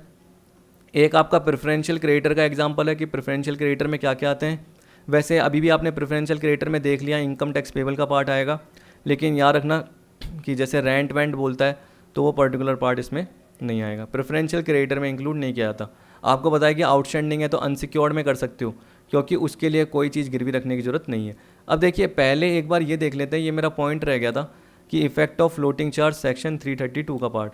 और एक और चीज़ मैंने इससे पहले वाली लाइन में आपको बताया था पिछली वीडियो में, अगर लास्ट पॉइंट में आपने देखा होगा कि सेक्शन 326 एंड 327 एप्लीकेबल नहीं होगा कब, अगर इंसॉल्वेंसी एंड बैंक्रप्सी कोड लगता है। तो इसका मतलब याद रखना वॉलंटरी लिक्विडेशन का पार्ट अगर लगता है तो ये जो अपन ने पीछे के पॉइंट पढ़े, अगर आप सेक्शन 326 देखोगे जो मैंने बताया, तो ये देखिए ओवरराइडिंग प्रेफरेंशियल पेमेंट, ये है ओवरराइडिंग प्रेफरेंशियल पेमेंट। तो ये ओवरराइडिंग प्रेफरेंशियल पेमेंट का पार्ट वर्कमैन से रिलेटेड जो आपको बोल दिया, या आपको 327 से रिलेटेड बोल दिया, वो पार्ट आपका कुछ भी अप्लाई नहीं होगा, याद रखना। तो यहाँ पे कहने का मतलब क्या हो गया कि जो पार्ट हम ऊपर देख रहे थे वो कंपलसरी लिक्विडेशन से रिलेटेड थे। तभी तो मैंने पिछली वीडियो जो स्टार्ट की थी उसमें क्या बोला था कि अगर ट्रिब्यूनल क्या वो हम वाइंडिंग अप कर रहे हैं कंपनी और ट्रिब्यूनल को क्या बोल रहे हैं पेटिशन फाइल कर रहे हैं, तो या तो कंपनी फाइल करेगी या उसके अलावा और पर्सन फाइल करेंगे। आपको पता है कि जब भी वॉलंटरी का पार्ट होता है तो फाइल पहले करते ही नहीं है, एक तरीके से वॉलंटरीली हम ही क्या करते हैं लिक्विडेटर अपॉइंट कर लेते हैं। लेकिन आजकल सेक्शन 59 होता है तो सब कुछ रिपोर्ट देनी पड़ती है। तो शुरू में रिपोर्ट ये देने के बाद हम स्पेशल रेजोल्यूशन पास करते हैं या एक ऑर्डिनरी रेजोल्यूशन पास करते हैं। ऑर्डिनरी किस केस में करते हैं, अगर एक पर्टिकुलर टाइम पीरियड खत्म हो जाता है या इवेंट हो जाता है, ठीक है, ये मैंने बताया था। और इसके अलावा उससे पहले हमें ऑडिट रिपोर्ट ये सब कुछ पेश करनी पड़ती है। हमें ये भी बताना पड़ता है कि हमारे कोई डेट्स नहीं है, अगर डेट्स हैं भी यानी उधारियां हैं भी तो हमारे पास एसेट सफिशिएंट पड़ी हुई है, हमें रजिस्टर्ड वैल्यू की एसेट की वैल्यू करनी पड़ती है। तो ये आपको याद रहने चाहिए। अब देखिए इफेक्ट ऑफ फ्लोटिंग चार्ज का पार्ट आपको क्या बोल रहा है, जहाँ पे कंपनी वाउंड अप हो जाती है, a floating charge on the undertaking or property of the company created with in the 12 month immediately preceding the commencement of winding up should be invalid. अब देखिए याद रखना, आपको पता है कि डेबेंचर होल्डर पे फ्लोटिंग चार्ज जनरली क्रिएट होता है, मतलब आप अपनी सारी एसेट गिरवी रख लेते हो, किसके लिए, डेबेंचर होल्डर से फाइनेंस लेने के लिए। तो जनरली देखिए ये क्यों एक तरीके से डिसअलाउड किया गया, इनवैलिड बोला गया, क्योंकि ये बोल रहा है कि कंपनी जब वाइंडिंग अप हुई उससे जस्ट 12 महीने के अंदर, उससे जस्ट 12 महीने के पहले, जैसे अपन ने वो पढ़ा था ना प्रेफरेंशियल में पढ़ा था कि सैलरी जस्ट 12 महीने पहले की, उसमें से 4 महीने की सैलरी का पार्ट आएगा, टैक्सेस का क्या आएगा पूरे 12 महीने का जो ड्यू हो रहा है एक तरीके से, या उसमें से जो भी 1-2 महीने का ड्यू हो रहा है, तो पिछले 12 महीने का देखना है। तो यहाँ पे भी क्या बोल रहा है, वाइंडिंग अप से जस्ट पहले के 12 महीने के दौरान अगर आपने अपनी एसेट डिबेंचर होल्डर के अगेंस्ट गिरवी रखी है, तो इसका मतलब जानबूझ के आप फाइनेंस ले रहे हो और आप चाहते हो कि आपकी एसेट गिरवी हो जाए, क्योंकि बाद में तो वैसे ही में वाइंडिंग अप करना चाहते हो। तो आपके माइंड में इंटेंशन वो है, कंपनी के माइंड में, तो एक्ट बनाने वालों को पता है, तो इसलिए उन्होंने क्या बोल दिया, ये इनवैलिड होता है। क्या होता है, इनवैलिड होता है। Where a company is being wound up a floating charge on the undertaking or property of the company created with in the 12 month immediately proceeding the commencement of winding up should be invalid unless it is proved that company immediately after the creation of charge was solvent. Unless, अब देखिए जब भी unless आता है इसका मतलब क्या है कि जो ये पर्टिकुलर प्रोविजन अप्लाई हो रहा है ये आप सिंगल पढ़िए, अगर आप अनलेस देखते हो तो इसका मतलब ये एक तरीके से एक्सेप्शन का पार्ट है। तो अनलेस का मतलब क्या हो गया, unless it is proved that company immediately after the creation of charge was solvent. यानी ये मान के चलिए कि अगर कोई कंपनी लिक्विडेट हो रही है 31 मार्च 19 को, तो आपको पता है कि 31 मार्च 18 से लेके 19 के दौरान डेबेंचर होल्डर पे क्या नहीं करना, फ्लोटिंग चार्ज क्रिएट नहीं करना। लेकिन अगर आप करते भी हो तो आप सॉल्वेंट होने चाहिए, ये बोल रहा है। अगर आप करते हो तो सॉल्वेंट है और वैलिड हो जाएगा। क्या हो जाएगा, तो देखिए पहले क्या बोला, इनवैलिड है, लेकिन यहाँ पे अनलेस का मतलब क्या बोल दिया, प्रोवाइडेड कि अगर कंपनी सॉल्वेंट है तो कंपनी डेबेंचर होल्डर पे उस 12 महीने के अंदर कर सकती है फ्लोटिंग चार्ज क्रिएट, कर सकती है अगर सॉल्वेंट है, लेकिन अगर इनसॉल्वेंट है तो नहीं करेगी। फिर साथ में क्या बोल दिया कि देखिए इनवैलिड होगा, अब यहाँ पे ये लाइन छोड़ दीजिए, एक्सेप्ट ये बोल रहा है for the amount of any cash paid to the company at the time of and in consideration for और subsequent to the creation of charge together with interest on that amount at the rate of 5% per annum or such other rate as may be notified by the central government in this behalf. देखिए इसमें generally यही बोल रहा है कि cash paid किया गया, cash paid to company, company को भुगतान किया गया किस टाइम पे, एट द टाइम ऑफ या एंड इन कंसिडरेशन फॉर, तो ऐसे बोल सकते हो इन कंसिडरेशन फॉर और subsequent to creation of the charge, तो ये बोल रहा है जब भी फ्लोटिंग चार्ज क्रिएट किया गया था, जो भी पर्टिकुलर एसेट्स पे बोल रहा हूँ सॉरी, लाइबिलिटीज़ पे जो भी पर्टिकुलर चार्ज क्रिएट किया गया था, उस वक्त जो भी कंपनीज को कैश पे किया गया था, ये बोल रहा है किसी भी पर्टिकुलर कंसिडरेशन के बदले में, ये सारा पार्ट बोल दिया, या उस पर्टिकुलर चार्ज क्रिएट करते समय, साथ में क्या इंटरेस्ट भी एक तरीके से बोल रहा है, interest on that amount at the rate of 5% per annum or such other rate as may be notified by the central government in this behalf. तो इसको छोड़ के बाकी सारे पार्ट को आप जनरली इनवैलिड बोलते हो। तो ये पर्टिकुलर देखिए एक स्पेसिफिक प्रोविज़न दे दिया। अब लिंक किससे है, जनरली अपन को पता नहीं, बस किससे लिंक है, फ्लोटिंग चार्ज से लिंक है, जो कि हम बोल सकते हैं कि डेबेंचर होल्डर के केस में जनरली फ्लोटिंग चार्ज आपको देखने को मिल जाता है, क्योंकि सिक्योर्ड क्रेडिटर्स के केस में आपको किसी पर्टिकुलर फिक्स एसेट से रिलेटेड ही चार्ज होता है, तो हम जनरली उसको फिक्स चार्ज बोलते हैं क्योंकि वो इंडिविजुअल एसेट से रिलेटेड है। जबकि फ्लोटिंग चार्ज हम क्या बोलेंगे कि हमने सारी बिजनेस की एसेट्स गिरवी रखी हुई है। एग्जाम्पल में क्या बोल रखा है यहाँ पे, अब देखिए एग्जाम्पल को पिछले वाले से मत लेना, ये जनरली प्रेफरेंशियल क्रेडिटर निकालने के लिए। तो बोल रहा है एक कंपनी लिक्विडेशन में चली गई जिसके क्रेडिटर 36 है। अब देखिए आपको पता है कि प्रेफरेंशियल क्रेडिटर को अनसिक्योर्ड मानते हैं, तो आप देख सकते हैं कि ये बोल रहा है दिस अमाउंट ऑफ ₹36,000 इंक्लूड ₹6,000। याद रखना क्रेडिटर्स में प्रेफरेंशियल क्रेडिटर भी मानते हैं कि अनसिक्योर्ड होते हैं। तो आपको पता है कि ये जो क्रेडिटर दे रखे हैं इसमें कुछ आपके सिक्योर्ड भी हो सकते हैं, कुछ अनसिक्योर्ड भी हो सकते हैं, लेकिन मुझे पता नहीं है, यहाँ तो बोल दिया 36,000 है। अब देखिए आगे क्या बोलता है, देख लेते हैं कि amount of ₹36,000 include 6,000 on account of wages of 15 man at ₹100 per month for 4 month immediately before the date of winding up. अब देखिए बोल रहा है कि वाइंडिंग अप से जस्ट पहले की डेट, तो आपको बोल रहा है कि उससे जस्ट पहले के 4 मंथ की दे रखी है सैलरी या वेजेस जो दे रखी है एम्प्लॉयज़ की, वो दे रखी है ₹100 पर मंथ 15 मैन की। तो आप देख सकते हैं 100 इंटू 4 मंथ बिल्कुल ठीक है, क्योंकि जब भी मैंने आपको सैलरी एंड वेजेस का पार्ट बताया तो वाइंडिंग अप से जस्ट पहले के 12 महीने में से 4 महीने आपको बताया, 4 महीने की सैलरी प्रेफरेंशियल क्रेडिटर के फॉर्म में ले सकते हैं, जो कि प्रोविज़न में अलाउ किया गया है। अगर 6 महीने की सैलरी है, 8 महीने की सैलरी है, 10 महीने की सैलरी है, पिछले 12 महीने में नहीं लेंगे, सिर्फ 4 महीने का पार्ट लेंगे। लेकिन टैक्स है वो पूरा का पूरा साल के दौरान का ले लेंगे, ESI का पार्ट है ले लेंगे, कंपनसेशन पार्ट है ले लेंगे, ठीक है। एक्रूड जितना भी है पिछले सालों का जितना भी है वो सारा का सारा एक्रूड हॉलीडे रेमुनरेशन है वो सारा का सारा पार्ट कवर कर लेंगे, ठीक। तो यहाँ पे देखेंगे ये बिल्कुल ठीक है। तो देखिए 15 मैन इंटू 100 इंटू 4 आ गया ये 6,000 और टोटलिंग भी 6,000 हो रहा है, बिल्कुल ठीक है। अब देखिए आपको बोल रहा है कि इसके बाद ₹9,000 being the salaries of 5 employ at ₹300 per month for the previous 6 month. अब आप देख सकते हैं यहाँ पे क्या बोला, 9,000 being the salary of 5 employ at ₹300 per month for previous 6 month आ गया। तो 12 महीने में से 6 महीने, जबकि हमें क्या लेना है 4 महीने ले रहे हैं, तो हमें क्या करना है 5 एम्प्लॉय इंटू 300 और इंटू 4 करना है, इंटू 6 नहीं करना, याद रखना इंटू 4 करना है। तो देखिए 5 इंटू 4 इंटू 300 यानी कितना आ जाएगा 6,000। अब वैसे तो 6 से करते तो 9,000 आता, बिल्कुल ठीक है, लेकिन ये 9,000 हमें नहीं लेना, हमें 6,000 ही लेना है 4 मंथ के हिसाब से। तो इसको भी हमने 4 मंथ के हिसाब से कर दिया। अब देखिए यहाँ पे बोल रहा है rent for godown for the last 6 month amounting to 3,000। अगर आप प्रेफरेंशियल क्रेडिटर का पार्ट देखेंगे, देखिए ये वाला गवर्नमेंट टैक्सेस बोले थे, तो आप देखिए revenue tax cess and rates बोला, रेंट तो था ही नहीं कहीं पे, तो रेंट आप पढ़ के देख लीजिए, कहीं नहीं दिख रहा। Contribution, ESI, compensation, PF, pension, gratuity, investigation expenses ये बोले थे, तो कहीं दिख रहा है क्या आपको? नहीं है। तो इसका मतलब क्या हुआ, ये वाला पार्ट भी आपका नहीं आएगा। तो आप बोलोगे सर ये किस में जा सकता है, ये भाई अनसिक्योर्ड क्रेडिटर में जा सकता है, क्योंकि ये क्रेडिटर में, और क्रेडिटर में आपके स्पेसिफिकली अनसिक्योर्ड भी हैं और आपके जो स्पेसिफिकली प्रेफरेंशियल भी हैं। अगर आप प्रेफरेंशियल पार्ट अलग कर दोगे तो बाकी स्पेसिफिकली अनसिक्योर्ड दिख जाएंगे।